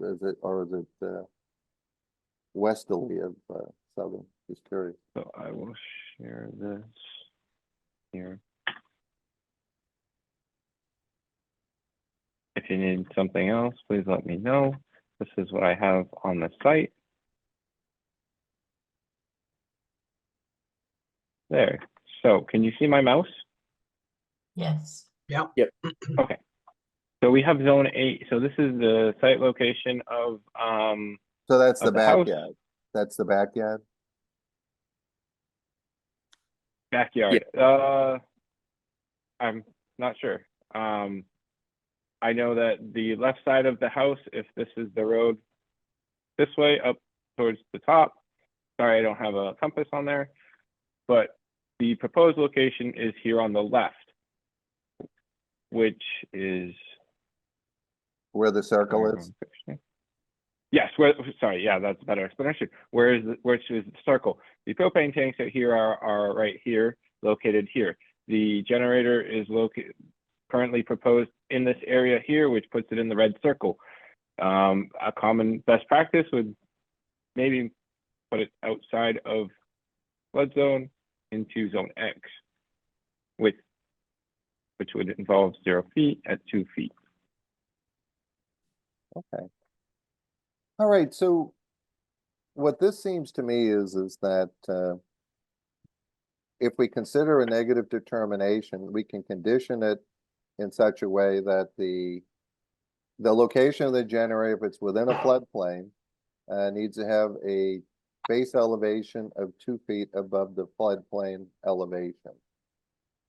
The distance between the generator and the propane is not vegetated because it looks like it's all crushed stone to me. We're not worrying about vegetation on that. We might be able to entertain.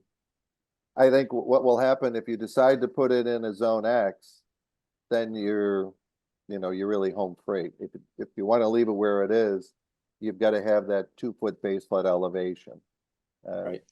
to the start of it, and it's certainly compliant with all other local and applicable electrical codes. Okay. Okay, John, does that pretty much cover it from your viewpoint? I think that's great. Yep. Okay, let me open this up to questions. TJ, what are your thoughts on this? We're gonna get a bunch of these generators. I'm gonna Yeah. probably be the next one doing it. It may be worth coming up with a Guideline. rule of, guidelines for generators in by themselves, but it seems like it's your choice, 2 feet up or in zone X.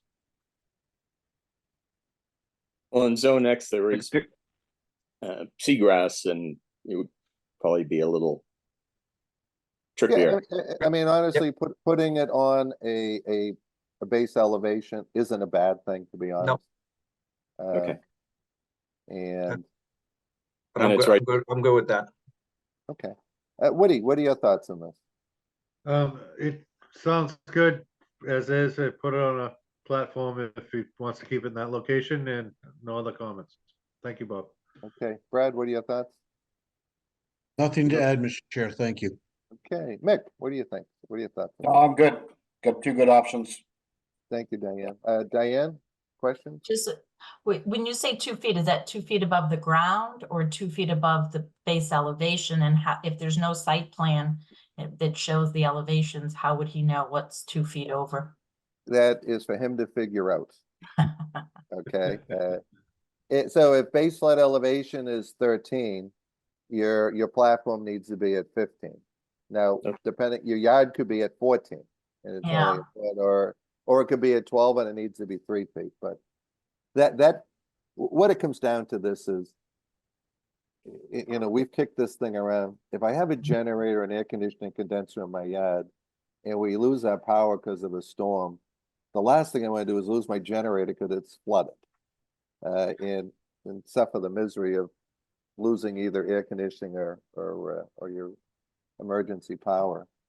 So, all right, any other questions in this? And otherwise, I'll entertain a motion for a negative determination for 64 Southern Boulevard for the installation of a generator.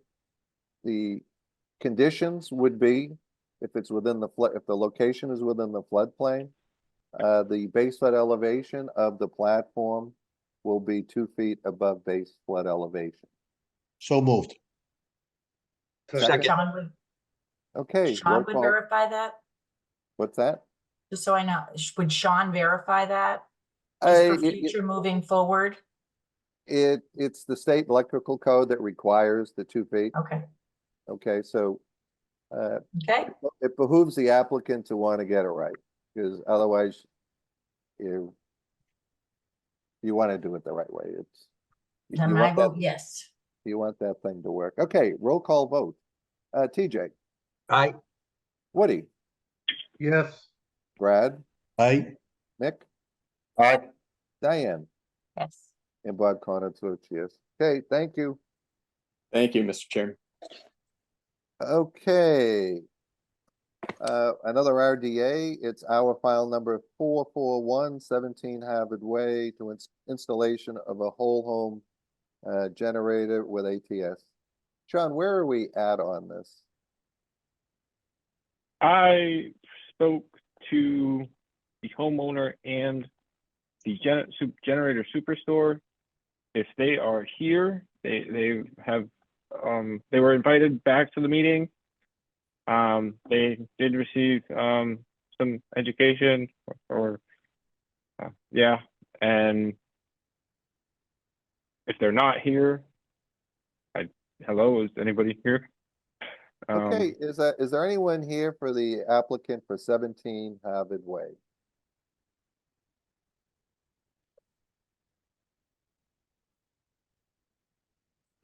Okay, Doesn't seem like it.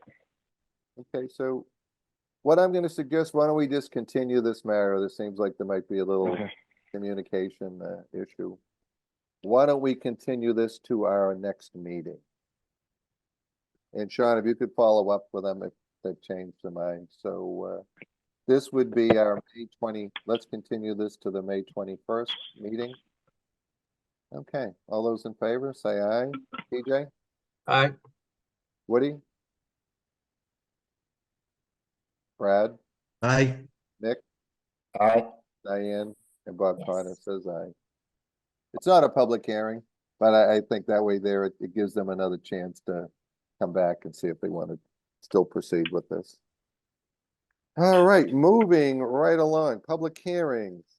DEP file number 0501427 1 Main Street.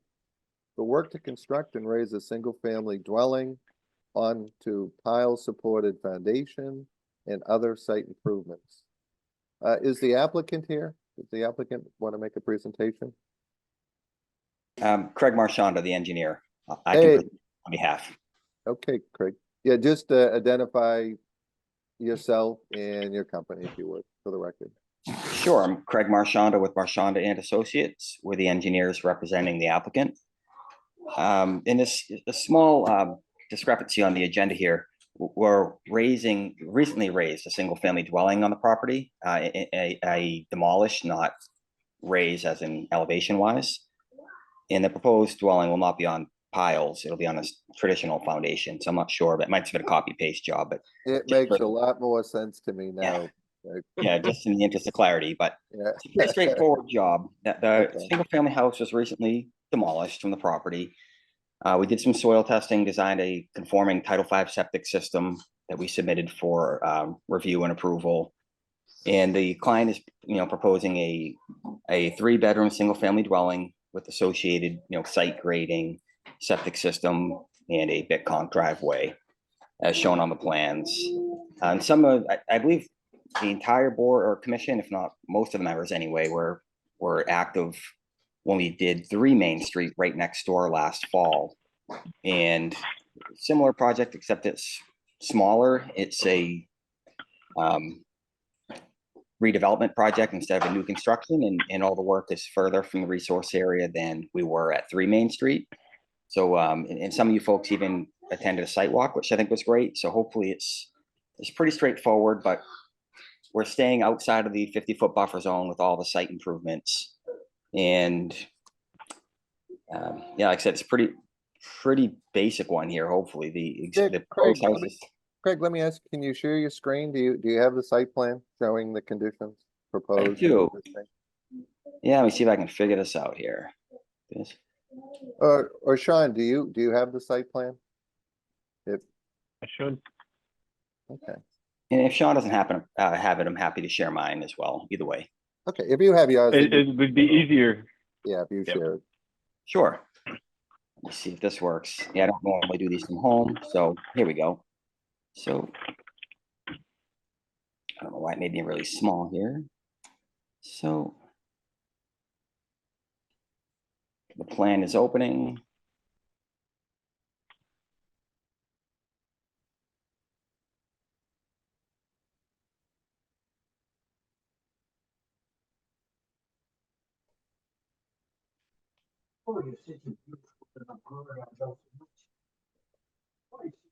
Is it opening, or do you need to double click it? Just opening slow, it looks like. Or did we lose him? No, it's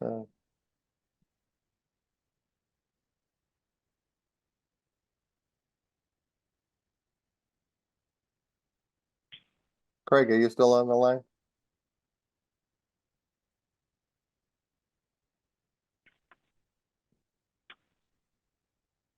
Sean, why don't you open up Boston. the plan and if you can open it up for us, we can be looking at that, and when Craig calls back in, just check the waiting room to make sure we let him back in, if you would.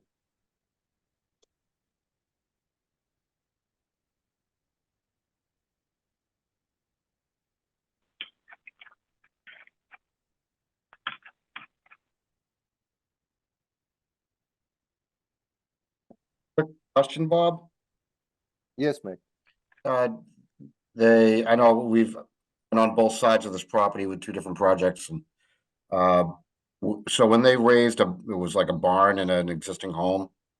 Was that done under, conditions or RDA? Good question. Good question, Mick. And I think Craig, once he gets back on, we can, I'm back on. I apologize. I'm not sure why I just got kicked out. Craig, we're gonna have Sean open up the plan. Okay, great. Thank you. It might be safer. Well, you know what, So- I think it might be quicker. And, so Craig, Mick Brown just asked a good question on the demolition of the existing home. Did that get an RDA before the commission, or is it not in the existing structure wasn't within our jurisdiction, or how was that handled?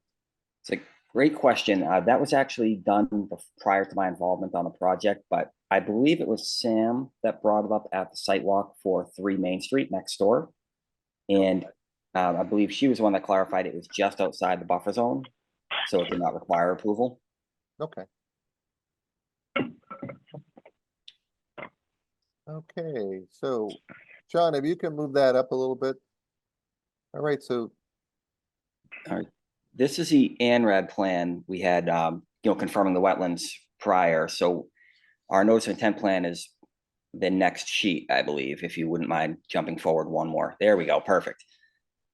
So this shows our approximately 1 acre parcel and the proposed site improvements. As you can see, the driveway at its closest point is about 53 feet from the resource area. And the house itself is a little over 86 feet from the resource area. So we tried to hug the far side as best we could away from the wetland. And I think we did a pretty good job of showing wattle all along the wetland side of our proposed work.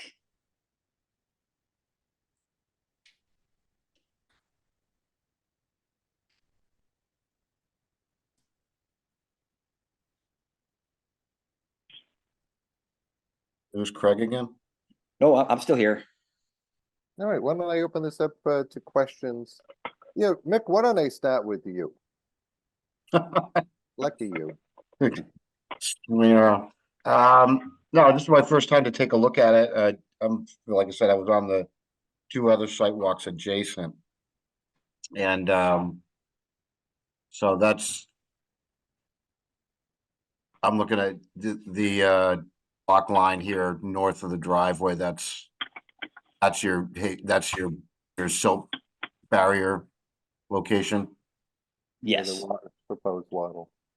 Yeah, so yeah, it's the only thing I think this happened on a couple other ones. I would bring that outside, like get it as tight to, between the bit drive and the buffer zone. So if we can move that wattle out of the buffer zone.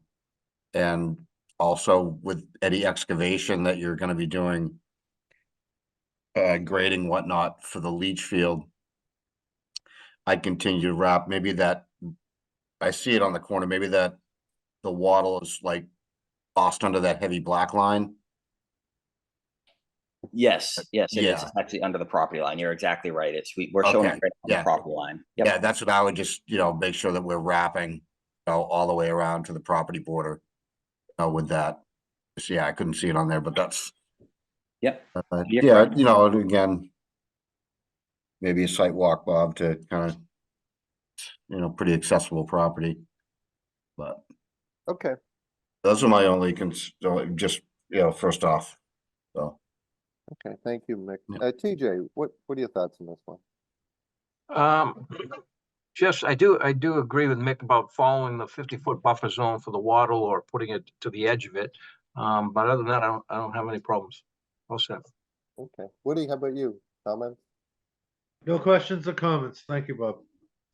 Okay, Brad, Nothing to add, Mr. Chair. Thank you. all right, Mick, I'll circle back with you. Mick, Diane, any comments on this one? The post and rail fence, that's already existing, right? Correct. So that's not being moved.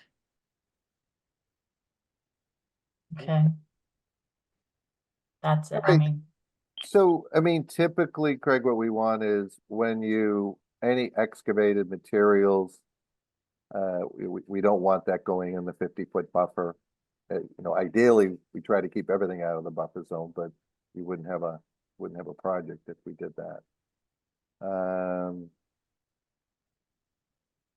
So Mick mentioned a site walk. the septic's not approved yet, right? Correct. It was been submitted and it was kind of lingering around their office. I think they had to order some carbon copy style forms they like to use, but I spoke to them this week and it was getting put on Deb's desk for review. So I expect to hear back shortly. We are not seeking any waivers or variances to Title V. So I don't anticipate any issue with an approval, but it is not approved yet. Okay. All right, team. Any other questions?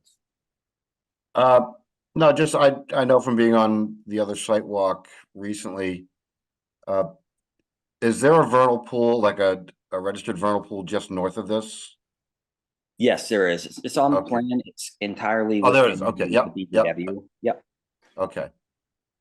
So we're outside the buffer from that as well. Okay. Mhm. All right.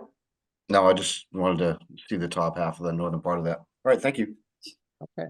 Any other questions from the members before I open this up to public? Okay. Nope. No, Are there any raised hands from the public for 1 Main Street? Yes, or there was. Okay, never mind. I don't see any. All right. Do any members have a request for a site visit, additional information, or plan amendment, or adding additional content to the notice? no. Um, Done Dan? from me. Anything for you, Diane? No, I'm sorry. Okay. All right. Do we have a motion to close the public hearing? So moved. Okay, Second. Okay, roll call vote. All in favor?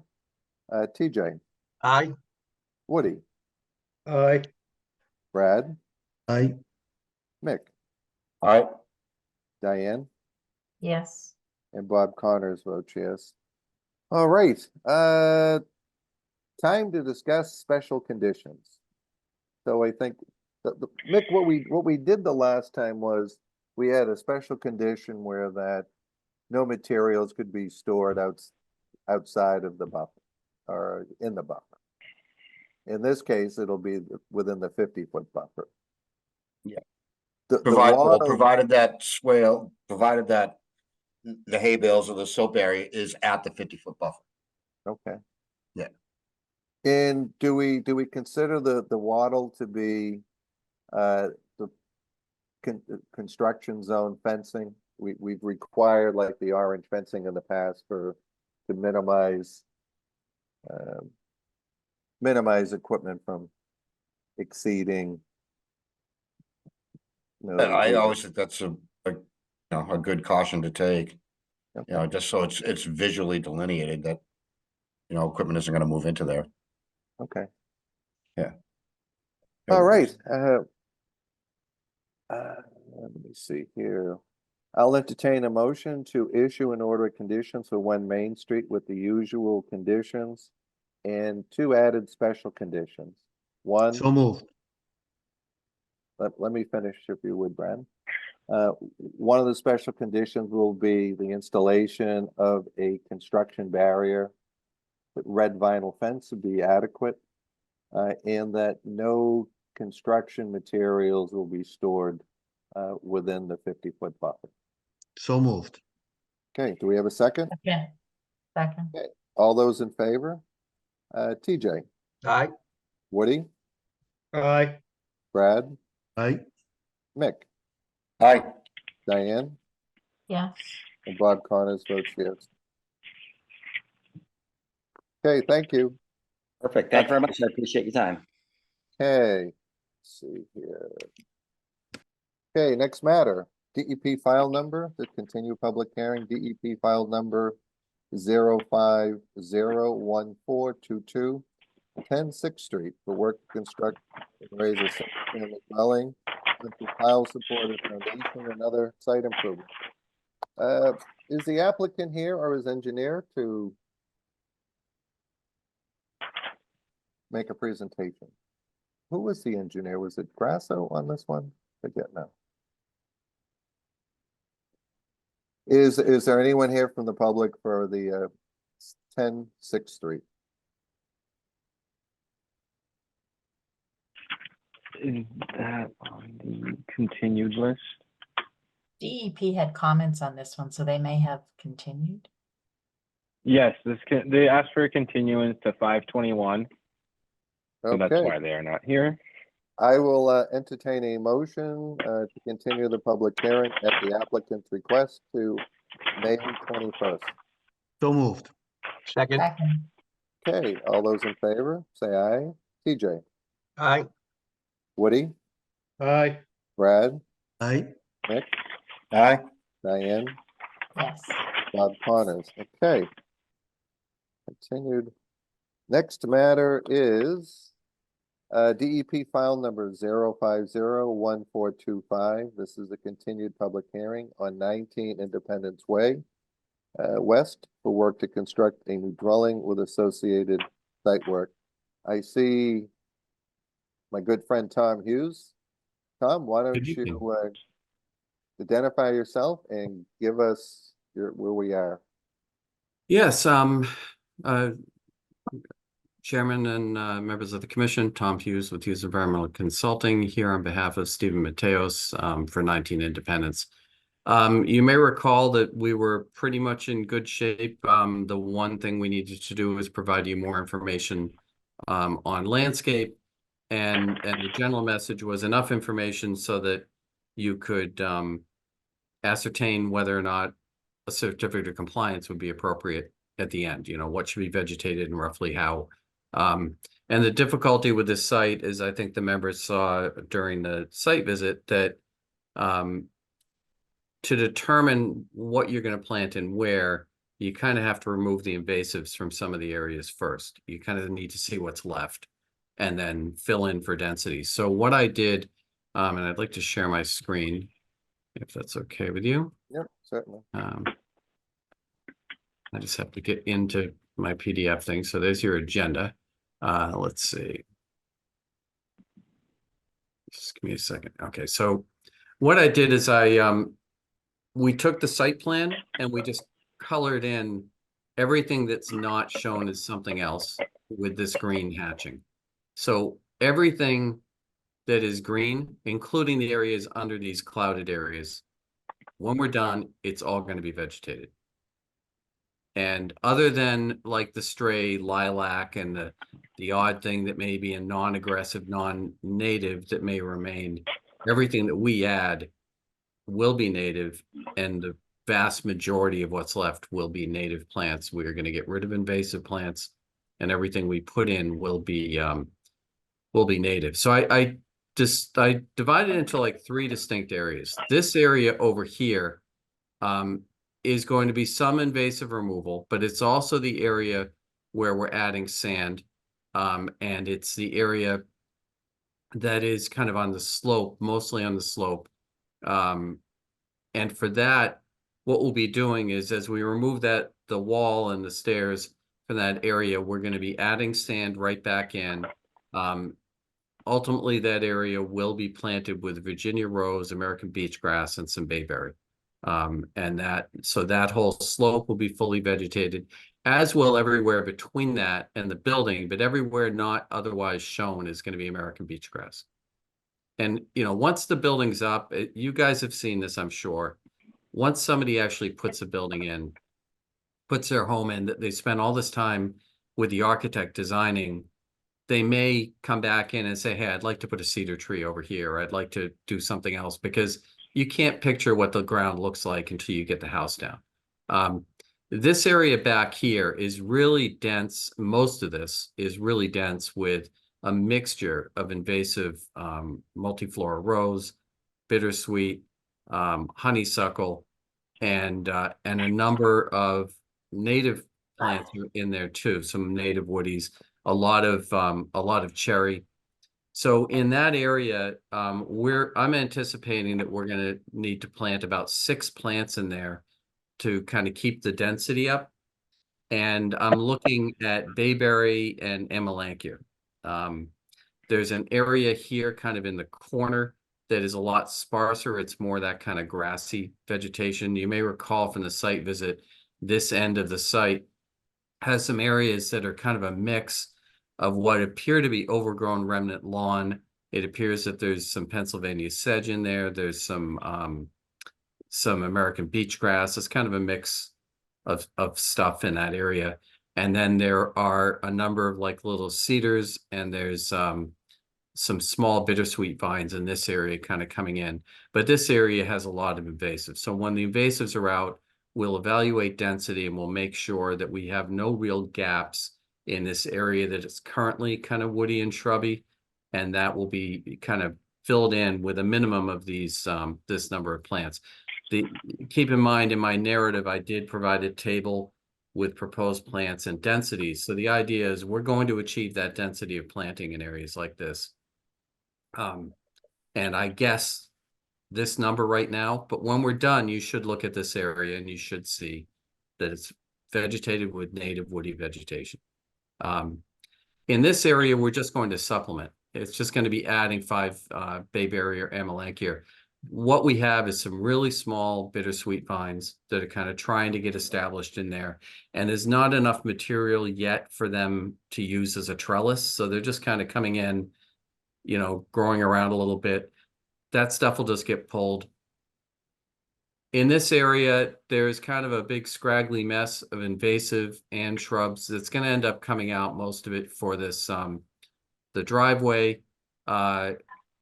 This area will just be American beach grass. This area between the driveways currently has a couple tall cedar. It has some lilacs, and it has some invasive vines. We don't anticipate removal of the invasives is going to change the density in this area. So we're just going to essentially leave the trees, leave the lilacs kind of as is in that area. But any gaps, again, would be American beach grass. This is all American beach grass.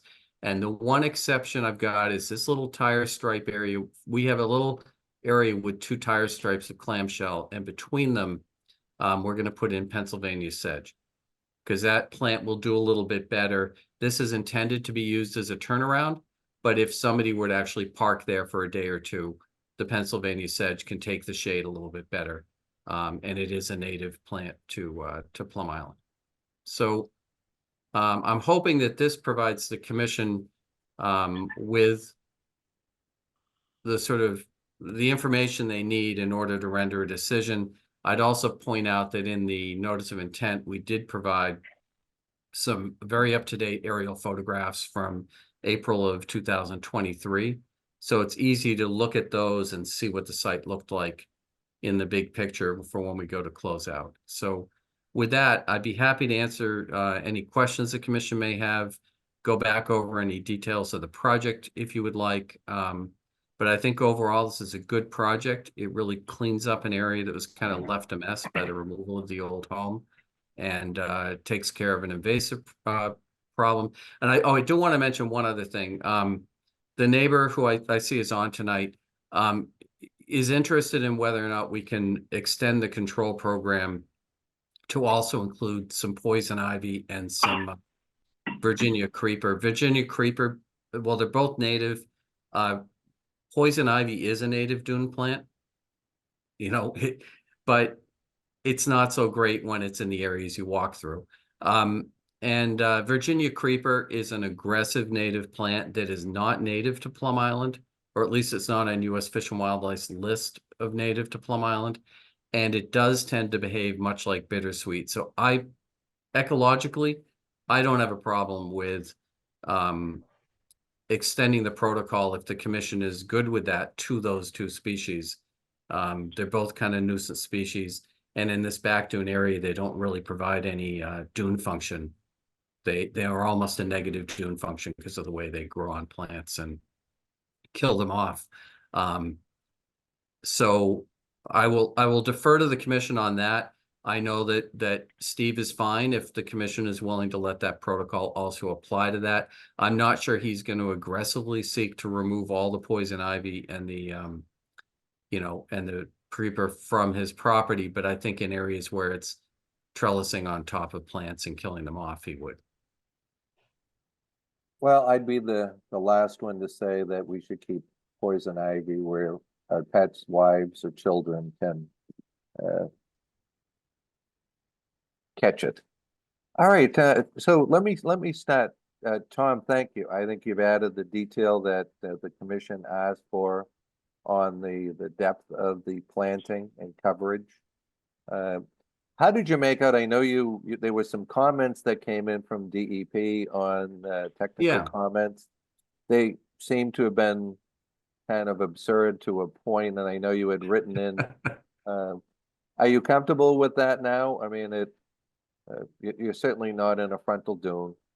Yeah, no, I am. I mean, I think so DEP has some really smart new hires. I mean, I've met a lot of them, and I got to say, I mean, they're really good talent as far as environmental, knowledge, but dunes are not an area that most people have experience in. So dunes are kind of another world to learn, and they lost, through retirement, Mike Abel, who knew this stuff like the back of his hand. Go ahead, Nate. I'll So I think this was basically another half hour at least. I had provided a response that I copied the commission on initially to their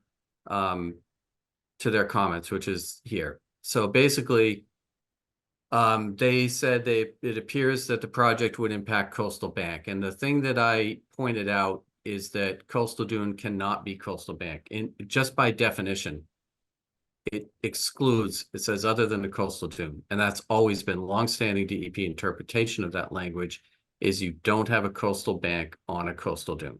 So in the barrier beach, you don't have coastal bank. There's some nuances to that around the basin where they do at times consider a revetment that predates the Wetland Protection Act as coastal bank. But that's a nuanced exception that now has gotten muddied by some administrative law decisions. But so then the next thing is must meet the dune standards for, coastal dune and barrier beach. And I just point out, see my narrative, page 4 and 5 is all that regulatory analysis. And then primary frontal dune or secondary dune, we're 700 feet from the second derivative slope, which is how you determine the backside of the primary dune. The backside is mapped by coastal zone management, which still holds, if you do the math right, is pretty much along the edge of southern. It doesn't go any further than that, and in some cases it actually extends, further east. I can't say I agreed with that when they first came out with it, but we're certainly well away from any primary dune. Profile, we had architectural profiles and the profile from the surveyor, and the commission may recall I submitted prior to the last hearing updated profiles showing the skirting being adjusted, but they were in there. And the inventory of existing invasive species, and how much vegetation is being removed, et cetera. I basically promised to copy them on additional information, which is what you were just presented, and then narrative to address how that meets the applicant performance standards. So I did incorporate that into my narrative already on how removal of the invasives helps with coastal dune. Tom, I think if I could just stop you for a second. Yeah. I think the commission was fine with the narrative, fine with your plans. We were somewhat baffled by the technical comments. I think it was self-explanatory on your, on your response. Yep. So what do you want to do? Are you comfortable with your moving I- forward with this? With Yes, the- I am. I think that this, first of all, the DEP does not give you iterative back and forth comments, right? They give you the one shot, you reply, and it's very difficult to chase them down and get anything back. I think we've responded in a thorough manner. I think we've addressed the performance standards. I'm very comfortable with how we've addressed the performance standards. And if they were to appeal, because they have a right of appeal, I would suspect they would come out, they would look at the site, and they would withdraw their appeal pretty quickly. And as you know, they sometimes do that. They sometimes do kind of what we consider a feeler appeal, where they want to come out, look at a site, and get a sense of it. Those of you guys who visited the site, I mean, I think it's pretty clear we're improving the site over existing condition, and I think it's a good plan. So let me open this up, Tom, to other questions, just to keep things moving. All right, team, if you recall that at our last hearing, the two remaining issues were this updated planting schedule and the status of the technical comments that had shown up on the portal.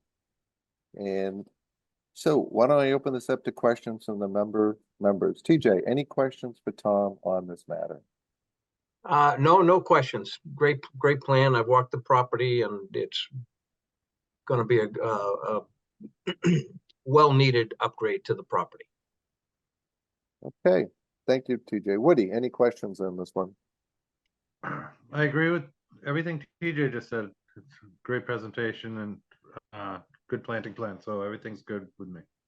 Thank you, Woody. Brad, what are your thoughts on this one? No, I think the applicant has more than met their obligations here, and I feel very comfortable with this development. Okay, thank you, Brad. Mick, how about yourself? What are your thoughts on this? Agree with all the previous statements, and I know Tom and I had a long time, a good time to discuss, the plantings, and I think this presentation is a really good blend of, a detailed plan when it's probably not feasible to really provide a detailed plan, highly detailed plan at this point. So yeah. I think this works great, and good job, Tom. I like it. Thank you, Mick. Diane, any questions for Tom on this matter? Tom, when you were talking about the neighbor wanting you to extend the removal of the poison ivy and the Virginia creeper, was that on Mr. Mateos's property or on the neighbor's property? I think under both. I think what they would like would be because if we remove it from our side near the border, it doesn't creep over, right? And I think we're willing to do that on our side of the property boundary. And I think it's just in the past, I think that a few commissions ago, I don't think I would have even mentioned that during the hearing. We just would have considered those as things that we could approve. But people pay more attention nowadays. So I think if it's in the public hearing record, that the commission would consider those two as consistent with the invasive plants that we're removing. I think that's all we really need in order to, but I just want to make sure that there's some level of concurrence from the commission. Because apparently the poison ivy is growing all up the slope, and I have seen the Virginia creeper on both sides of the property line there, and it does use the native plants as a trellis. So is the neighbor going to let you do that on their property? Well, I think our intent is we'll work with the neighbor in the immediate area of the border, and we'll handle everything on our side of the border. And then if we're going to be bringing in a specialized landscape group that does invasive removal, we will also let her know, share the contact information, because I'm sure there's savings if she has any interest in sort of a joint hiring of somebody. I do work with some different firms that really specialize in the invasive work, and they do a really good job. So we may look to bring in somebody who's a real specialist in it. Okay, thank you. All right, team, why don't we do this? Sean, any raised hands? I know I saw Julia here earlier. Any raised hands from the public that would like to comment this time? Julia, are you on? Yes, I am. Well, good evening. If you give us your name and Hello. address. Yes, Julia Yoshida, 57 Sunset Drive. I have a few questions and concerns. I guess the first question is, can you tell me how written notification occurs from the Concom about meetings? Because I received none. It would be by certified mail. Well, Tom, why don't you answer? Yeah. So it sent certificate of mail and we only noticed the first hearing. So after that, you have to track the continuances. They were sent certificate of mail and I believe your address was possibly a PO box in Concord, or it was an address in Concord. So correct. It would have been sent, you would have received, and I think in yours, I did everything in one manila envelope that included that RDA, as well as the abutter notice for the original hearing. And that After was that- for which meeting? That would have been the first meeting that we had the hearing on with this. I could look at. April 2nd? Yes. After that, there's no further notice. Okay, I never received that. And I want that on the record because that Okay. makes a huge difference. Right. I did email you the RDA, but I will check with the certified receipt on that and see what I happens. received no email and no hard copy. But I need to mention before the board an important issue. On November 9th of last year, I met with Tom Hughes, lawyer Douglas Deshane, and Samantha Holt came voluntarily to join us on site. We spoke about the plans for the entire top of the dune, which Mr. Hughes said he would address. I was in pleasant agreement with this, and I asked him for permission to attend the time when his team would be working at the top of the dune, which involves my land. So I was in agreement with that, but that I would participate in it. Okay. Julia, Julia, you went on Yes, mute. sorry. Okay, sorry about that. Subsequent to that, now, did you hear the point about that he said he would do the entire top of the dune, including my property, where the invasive plants were rooted? So that was something I was in agreement. Subsequently, and most recently, the only hard copy I received from Mr. Hughes states, quote, "The work at 57 Sunset will be done independently by that homeowner."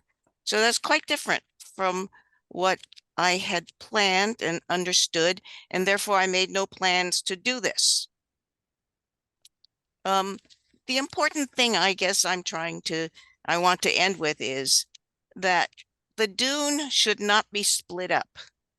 It really is a single dune, is a single process, and he nor I own it. I'm an evolution, oh, not evolution, I'm an ecologist. So I think you all know that.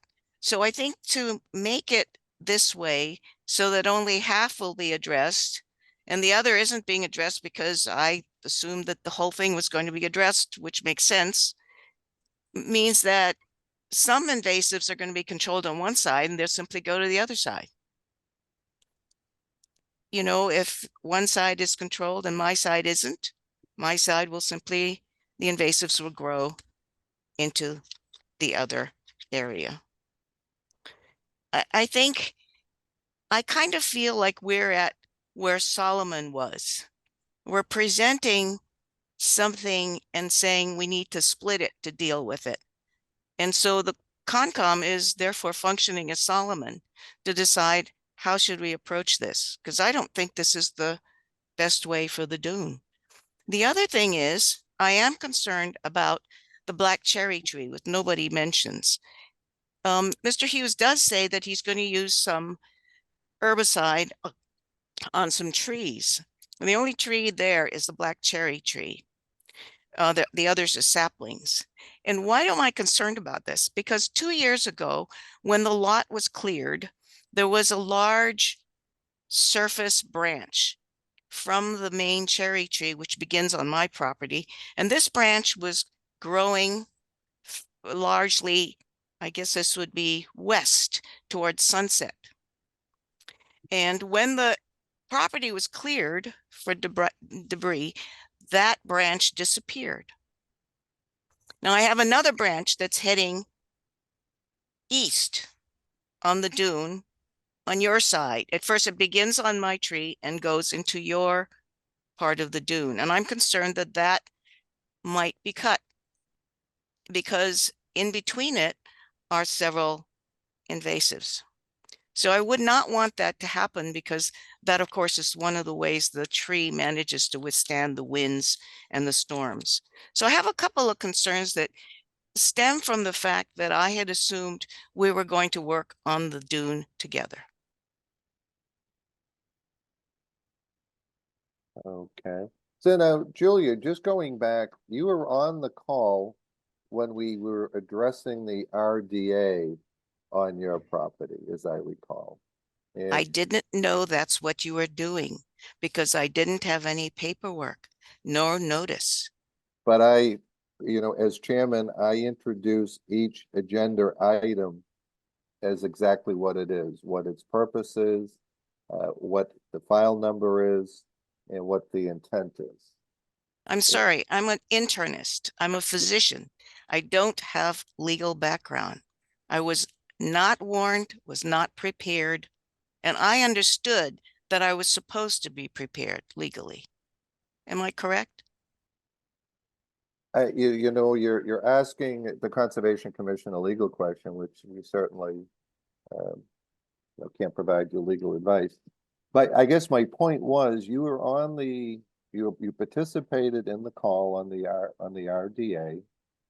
And it seemed like we were all in agreement. And the good thing is these meetings are all recorded. So we can go back and research that Right. If need Right. be. But I need, excuse me, go ahead. Yeah, the matter before us tonight is the plan. The plan before us is on Mr. Mateus's property. That's what's before us tonight. The RDA covered, and Tom, correct me if I'm wrong, covered the ability, and back then, as I recall, and I may be mistaken, it was going to be a collaborative effort on one side, and each party was responsible for the work on their own property. And again, we can go back and check that meeting, but and we issued a negative finding on that. Tom, do you want to? Yeah, so I mean, first of all, I don't know why it didn't get through, but I sent the RDA in a March 19th email, so I'm not quite sure why that didn't Did go not through. get that, definitely. Okay, yeah, I mean, I could pull it up, but it's so my apologies for that, because that was not intentional to not have you get that, and it was also mailed to your PO box. I don't know what happened with the postal service, but it was sent certified. I just have to dig up the certified receipt. I can try to track that, but okay. So the thing that I want to point out is on the plan. Sorry, let me find that right one.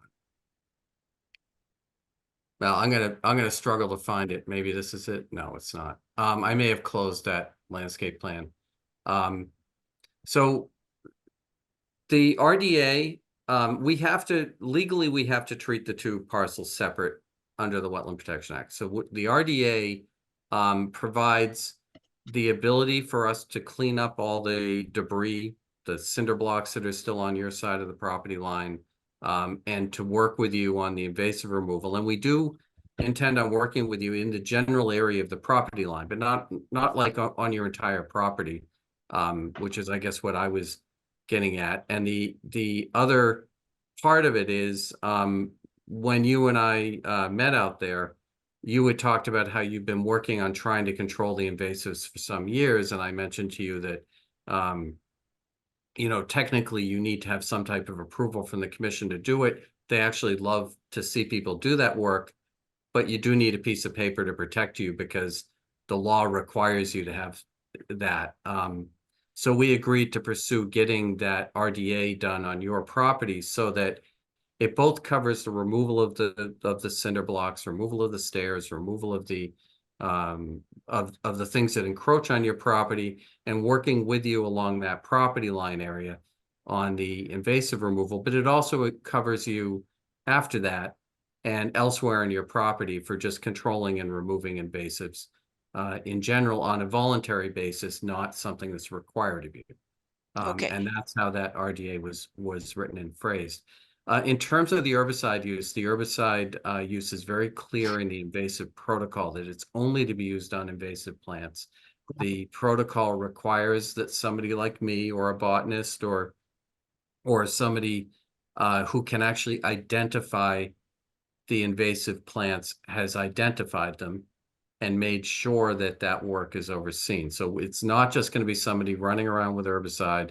Any trees, when we refer to trees, the protocol is one that's used on multiple sites. And I have a protocol in there because over on Southern Ave, we have some black locusts. And occasionally I do these things for a site with a bunch of dense vegetation and I find within it something I didn't expect. The herbicide would likely be used on the saplings that we can't pull without ripping up a bunch of native plants. And in those cases, it's going to be a cut bark application. We put a very small amount of herbicide on the plant. It's a direct application to that plant and that plant only. And then we make sure it's dead before we cut it at the roots. So we don't disturb the ground on things like that. And that's also going to be important on the slope area because we don't want, we don't want to end up ripping a bunch of roots out and disturbing the sand any more than we have to. And I do kind of wish I could pull up that plan. It's bugging me. I must have hit the X and closed it out. Let me just see. Maybe it's. May I make a point, please? Oh, yeah. Okay. Certainly, Julia. May I? Yes. Yes. Okay. I received nothing in writing nor an email from you before the meeting on April 16. And I'm one of these people that reads absolutely everything that comes through. So when I was attending the April 16 meeting, I was under the impression that we were still working together at the top of the dune, tackling the invasives, which we spent time about. And I'm very familiar with the use of trichlorpyr. So several days after the meeting on April 16, I received this packet from you, just after the meeting. And in it says, you're on your own, kid. Okay, so I hope you hear what I'm really saying. Julia, I'm confused because you said you received the packet. Of after April 16. But you did. Few days. I Okay, never received anything before, nor any notice that a meeting was to be held. But you were at the meeting April 16th, correct? Because I was searching for it. Okay. On my own.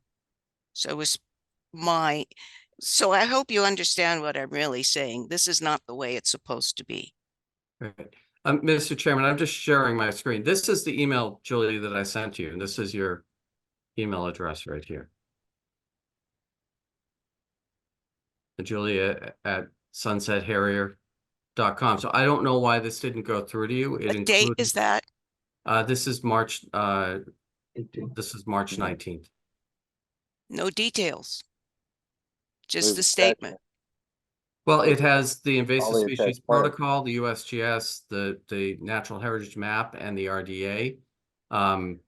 So this was the filing. This was the RDA filing that we filed for the separate property. And there were some other emails that went too, but I just want to point out, I mean, I did send it. So you know that I sent you several emails saying, what's up? What's up? So the committee needs to know that I've been trying to communicate with you, and I ended up communicating with Dr. Mateos, and he also said that he hadn't heard from you for many months. So there has been a communication issue, and I think it's fair for the committee to know that. No, certainly. I mean, is what I was trying to show, because when I say along the sort of property line area, I'm talking about, first of all, the property line goes up the slope here, it goes up the slope here, and then it's really this area right in here. Here's your cherry.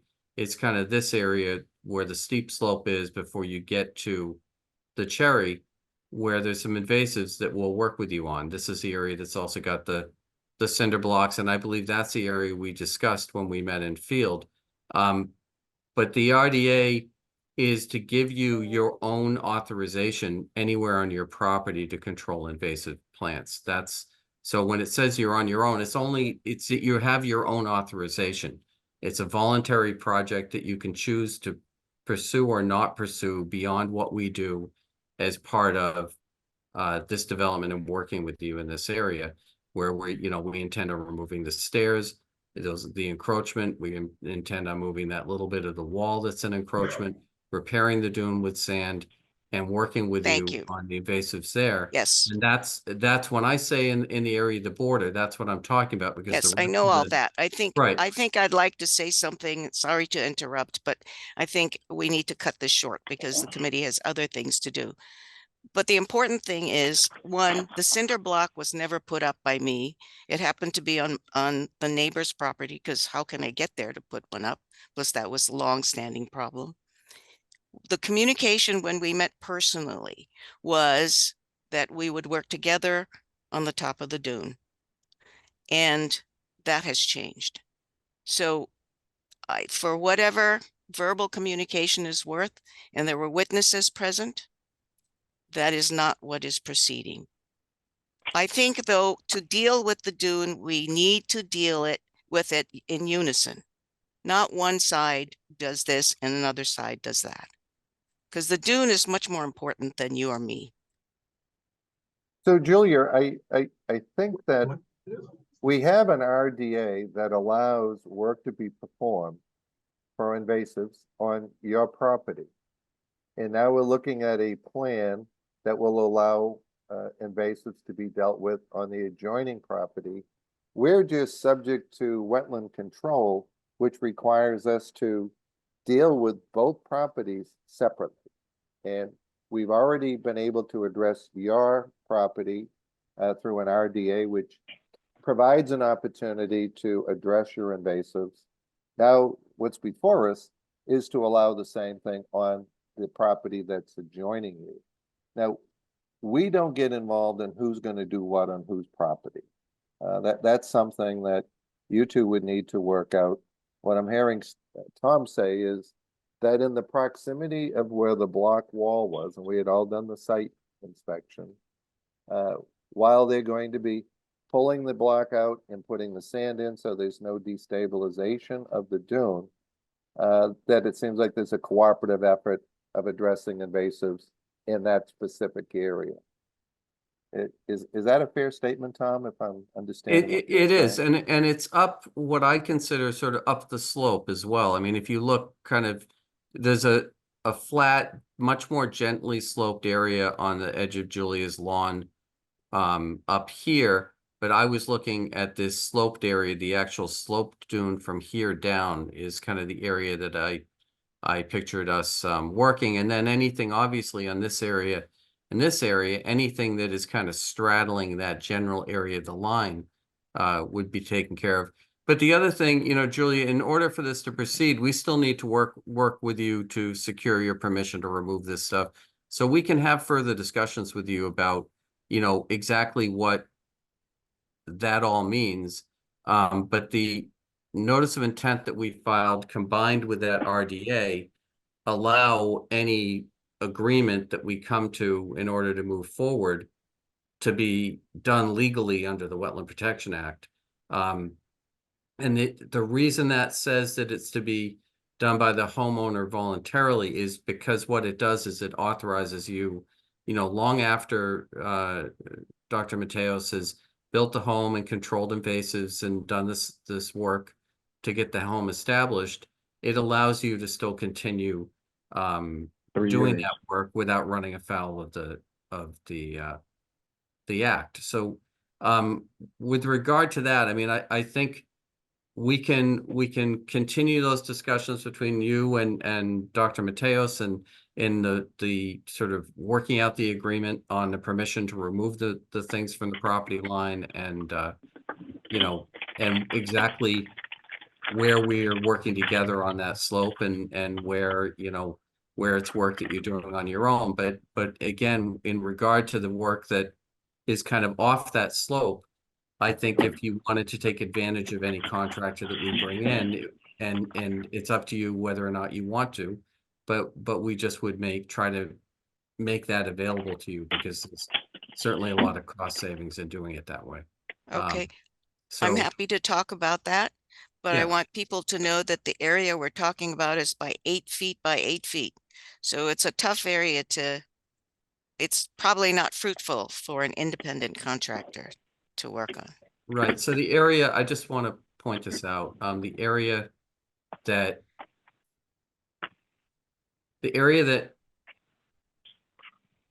I'm describing may look small on the plan,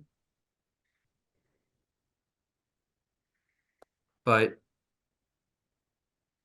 let me just move you guys out of the way. You're in the way of my measurement. So that came up as 2.44 square inches, which I've got it at 240-ish square feet. That's a lot bigger than 8 by 8 that I said was the Yeah, area. I'm not working sure to be on. that's where the invasives are, right? Right, But right. So you know what, that's Tom so and Julia, I'm gonna stop you both there. Yes, The thank matter you. before us Yes, is the plan that we're looking at on the adjoining property. I suggest you two work out sequencing how you're gonna do the invasives, you know, on the property line, but that's not the matter before the commission tonight, so. Julia, thank you. we appreciate your comments. What the commission does is we rely on the US Postal Service that says a parcel or a package was delivered. And that's what we require under our wetland bylaw and under the Wetland Protection Act. Not sure why you didn't get that, and I'm just glad that you've been able to participate at the April 16th and at the May 7th meeting and to be part of this. But I think that's something that the delivery it was complied with according to the regulations just by getting the certified mail. So I'm not sure what happened. God only knows what the US Post Office might have done, but Yeah, because So- we have a post office box. yeah. Yep. Okay, Julia, Thank you. anything else pertinent to the plan at hand? Thank you very much. Okay, thank you very much. All right, are there any other members of the public that have any comments?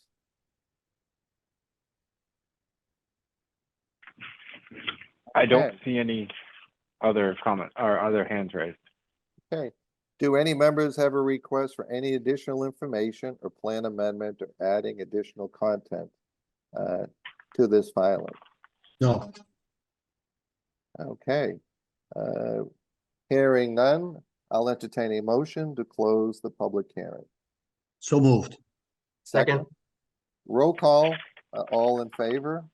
TJ, Aye. Woody, Yes. Brad, Aye. Nick, Aye. Diane, and Bob Connors votes yes. All right, special conditions. Special conditions, what do we want to consider here? Tom, typically we're looking for construction fencing to protect, you know, to establish a construction zone where equipment materials won't be stored. that's shown on the plan, Mr. Chair. Okay, yeah, I'm just kind of going through my own mental.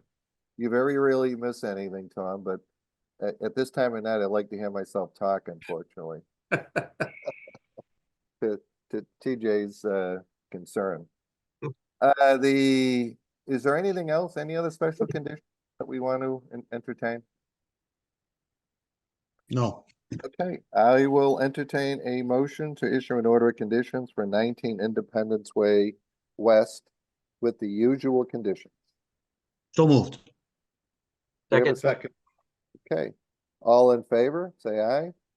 TJ, Aye. Woody, Aye.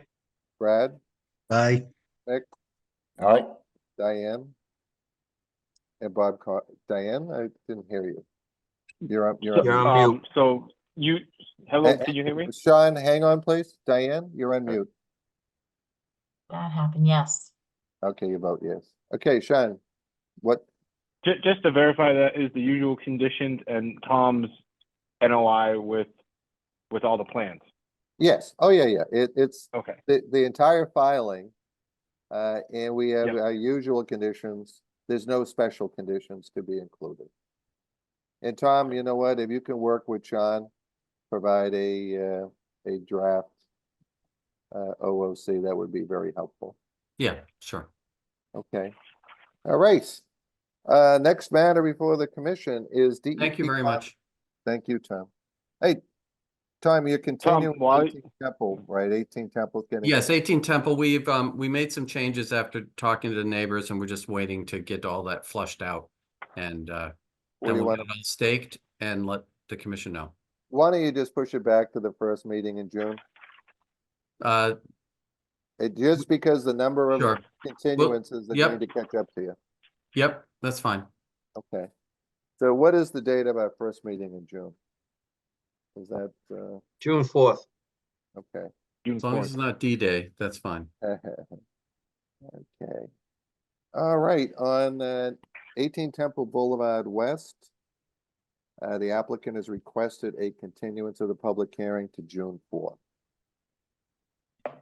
Is there a motion? So moved. Second. Second, All in favor? Roll call. TJ, Aye. Woody, Yes. Brad, Aye. Mike, Rick, all right, Diane, yes. and Bob Connors votes yes. Thank you. All right, the next matter, DEP file number 0501422, 94 Northern Boulevard for work to conduct landscaping, hardscaping, and paving work. Sean, did we ever hear from these people? I'm here. We have, Oh. there's the owner of the Hello. property, Hi. and I think she wants to present. Okay. Welcome. If you could give us your name, address, and then make your presentation, that'd be great. Sure. I'm Maureen McMorrin. I live at 94 Northern Boulevard. I don't know how much of a presentation I have, but I'll share the information I can with you. I was on here before with a landscape designer who wasn't really, I think wasn't so much familiar with Newbury, and we're new to the area ourselves from North Andover. So I had no idea that that plan was just, not really going to happen in a lot of ways. We had talked to Samantha and she had said, just, say what you want. So we just realized there's two things that we would like to do for the house. Is one, we'd like to have people know where our front door is, because our front door is on the side of the house. So people often come around the other side while we're sitting at dinner and show up. And so there's no clear path to the front. So we were trying to sort of just demarcate where the door is. And the other was just to try to eliminate bringing as much sand as possible into the house, into our cars. So I have a kind of much more simplified drawing. Do where you want to share that with us, Maureen? So we Sure. can look at it as you're talking? do that. I can share it or you can share it. Okay, There yeah. we go. So I think the main idea was the driveway was, had asphalt and that was broken off when they put the town sewer in. So we were just going to take it out and put down pea stone if we could. And then, essentially put pea stone with some cobblestone to keep it from going out in the road. There was a small patch of dune grass by the existing concrete pad that we wanted to move to a different area so we could have a walkway to the front door. So that's kind of the gist of what we're trying to do. Okay, so let me ask you a question. So asphalt being removed is 200 square feet. And total pea stone to be installed is 1,069 square feet. So you're expanding your current parking area from, So there's two existing posts there that were used as parking areas that were already existing parking areas. And so we were just, instead of having out sand, put pea stone there. okay. So you're not expanding your parking area, what's there existing, you're gonna Yeah. take out the hot top and you wanna add pea stone to kind of stabilize the live sand that you've been driving over. Is that Yeah, yeah. okay? John, do we have any pictures of this? I have a survey that was done too when we bought the house from Everett, if you want to see that. Yeah, why don't you put that up if you could? Okay. Oh, sorry.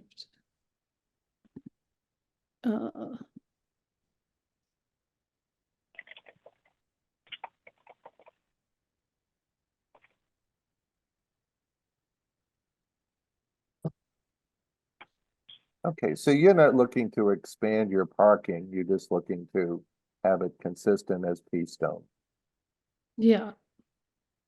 And yeah, take up the concrete, just make it, yeah. Okay, go back.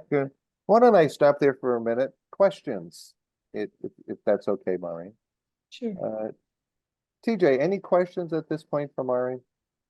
Can you go back to the first picture you had up? Because I printed it out before, but it didn't have all the ratios on there. Sure. I just have to figure out how to do this. Let me stop it and then I'll go back.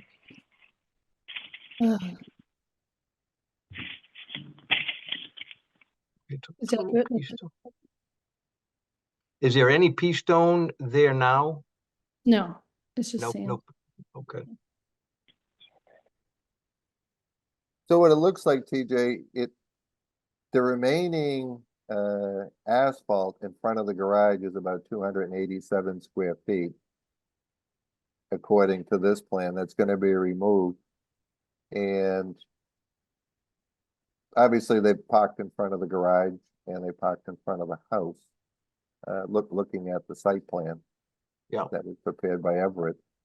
So I guess, my only question would be, it doesn't appear that we're expanding the parking area, that's existing, it's an existing feature, we're just stabilizing it with pea stone, which usually pea stone or crushed seashells are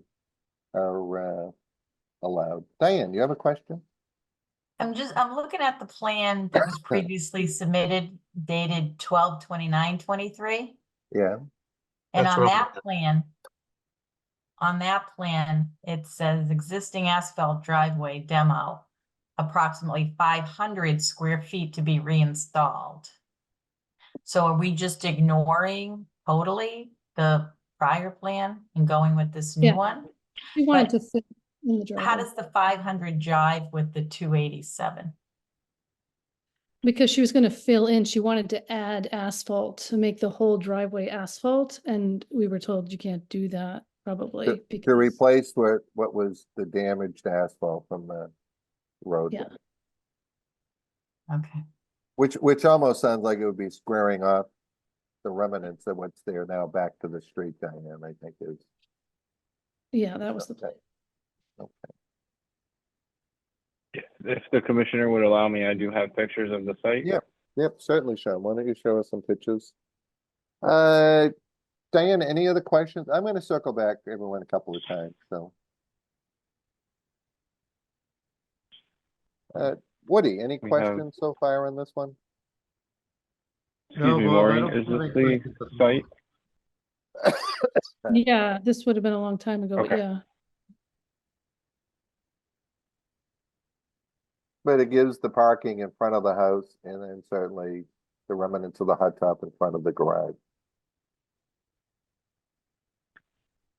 Hot top being removed in front of the garage, out to the edge here. So the pea stone. Hey, Woody, any questions on this one at this point? No questions at this time. Thanks, Bob. You know what this one is, team? Had this probably come in originally, we probably would have handled it more as an RDA because it almost looks like it's maintenance of an existing driveway. Mhm. Yeah. Yeah, spoke to Sean. He's explained that to me. I didn't understand. Brad, any questions on this one? No, I think this is a much better plan than the original plan that was presented earlier in December. This is very workable, and the fact that we're getting rid of the impervious and installing pervious base for cars to park on is much better for the function of the dune. Okay. Mick, any questions on this one? Yes, I think I saw it in the picture here, Maureen. That I guess to the southern side of the driveway there by the garage, is that retaining wall still intact? Is that there now? It is. It's got Yeah, some okay, big, okay. but it's there. Yeah. Okay, so that's not something you're gonna be, working on or something like that, but No, we just wanted to simplify okay. everything. Yeah. Yeah, no, thanks, Sean. Appreciate that. Yeah, it's Yeah. just a little tough to tell what that was. Yeah, no, I think that like I agree with Brad and others, much cleaner plan. So I'm good. I don't have anything big. Okay, thank you, Mick. Diane, Thanks. any questions, comments? When you say the retaining wall is being repaired, is it staying in place? Or are We're you not gonna- taking it out and putting something else in? Or- Are you doing anything to the retaining wall? No, Lauren? it's, Just leaving no, it? I think that was part of the original plan, which included a lot of things. And then we just said, look, we just really want those basic. Yeah, this one's in the new, it's in the new plan. It just says existing block retaining wall to be repaired. Which, No. again, if it's. It's fine if it's being Yeah. repaired. I didn't know if they were. Yeah. Yep. You can maintain an existing yard feature, Maureen. Okay. You can't change its composition, so to speak, or its size, but you can certainly, maintain it and repair it. Well, that's Why good don't to we- know. let's go back to the plan, if we could. Yep.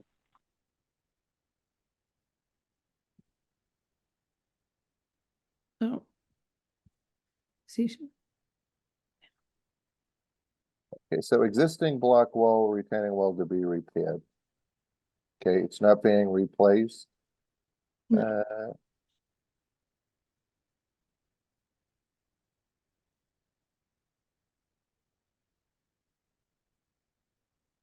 So I think the only thing that you're looking to add the cobblestone edging along the front walk and along the cobblestone edging. Okay. So team, the way I look at this, we're removing impervious surface completely.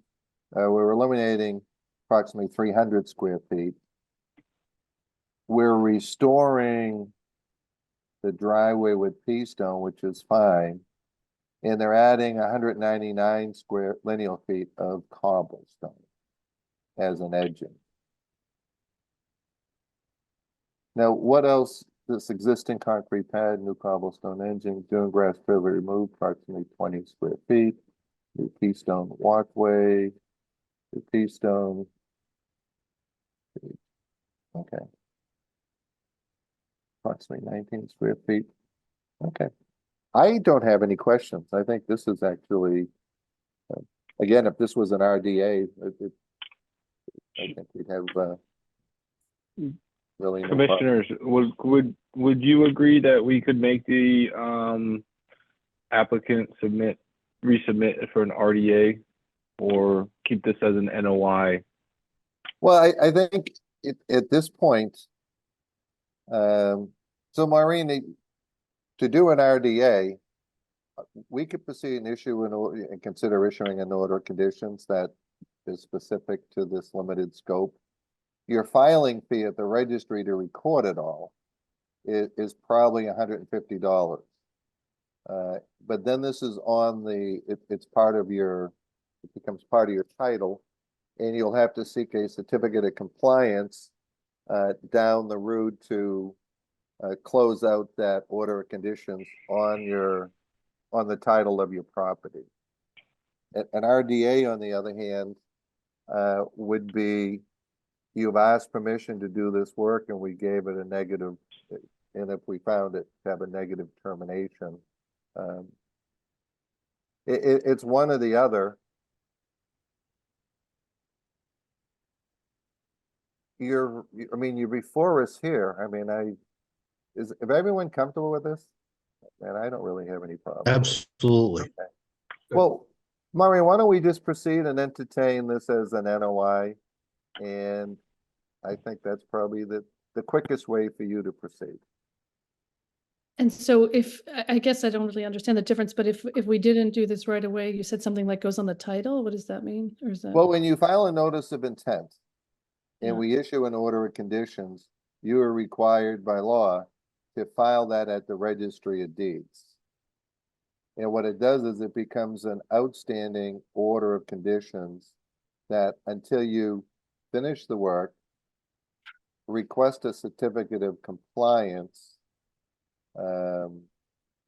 from the commission and record that certificate of compliance, it's kind of an open title defect on your property. Okay. It happens, all notice of intents work exactly the same throughout the Commonwealth like that, orders of condition. And then in terms of what Sean was saying, can you make it an RDA or I don't know? We can only address what's before us, which is the notice of intent. Oh, Mr. Chair, if yeah. I may. The applicant has applied for a notice of intent. That is what is before us. I would make a motion to approve this notice of intent as submitted. Okay, is there a second? Second. Well, first we need to close the public hearing, Brad. We're a little bit ahead of ourselves. Motion to close the public hearing, Mr. Chair. Well, let me do this, Brad. Let me just follow the script accordingly. Do any members have a request for a site visit, additional information, plan amendment, or adding additional content to the notice of intent? Hearing No. none, is there a motion to close the public hearing? So moved. Do we have a Second. Okay, roll call, all in favor? TJ, Aye. Woody, Aye. Brad, Aye. Nick, Aye. Diane, Aye. and Bob Connors vote yes. All right, is there a motion to issue an order of conditions for 94 Northern Boulevard with the usual conditions based on the plan and reduced scope attack? So moved. Do we have a second? Second. Okay, all those in favor? TJ, Aye. Woody, Aye. Brad, Aye. Nick, Aye. Diane, Yes. and Bob Connors votes yes. Maureen, good luck. Thank you. Okay. So team, under administration, we have a stormwater management update.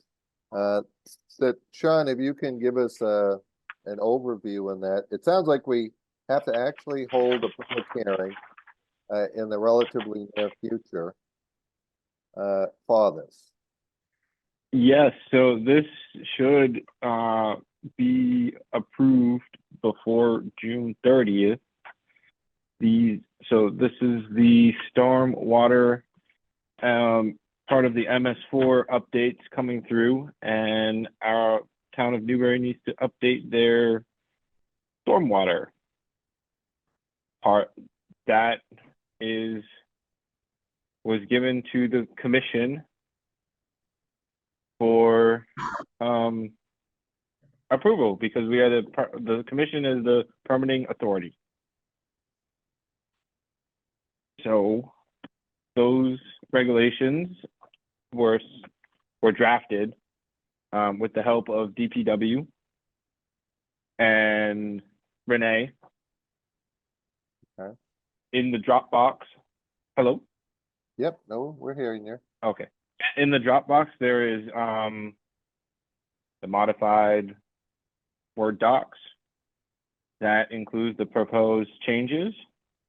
Those have to be come through a public meeting. We'll probably have James come in from DPW and James Surratt, and he will let us know what's going on. Yeah, the notice has to be put in 2 weeks prior to a hearing. Okay, I'm gonna So- make this simple. Is there a motion to hold a public hearing for stormwater management updates for June 4th? So moved. Second, Okay, all in favor? TJ, Aye. Woody, Aye. Brad, aye. Mick, Aye. Diane, Yes. Bob Connors. So Sean, advertise the public hearing for the June 4th meeting. And notify DPW and planning, Martha or Woody, you've been dealing with stormwater. I mean, you guys primarily handle stormwater on the planning board. Yes, and we have Joe Schwatka look your at a peer? lot of it. So, Yeah, yeah, okay. peer review. All right. So Sean, that's all you really needed was to schedule a public hearing on this. And we'll discuss it on that night. Okay. Okay. Any other comments? Anyone else that, I see a lot of head shaking, no. Surprise, surprise, it's 9:06. All right, I'll entertain a motion to adjourn. So moved. Second. Okay, roll call. TJ, Aye. Woody, Brad. Yeah. Aye. Mick, Diane. Aye, aye. Good night, Good everyone. night. This was a long Good one. night. We cleaned up Good some night. stuff, though. We Thanks. got through it. Yeah. All right, Sean. See you Good later. Have a night. great night, guys. Night. Thank you.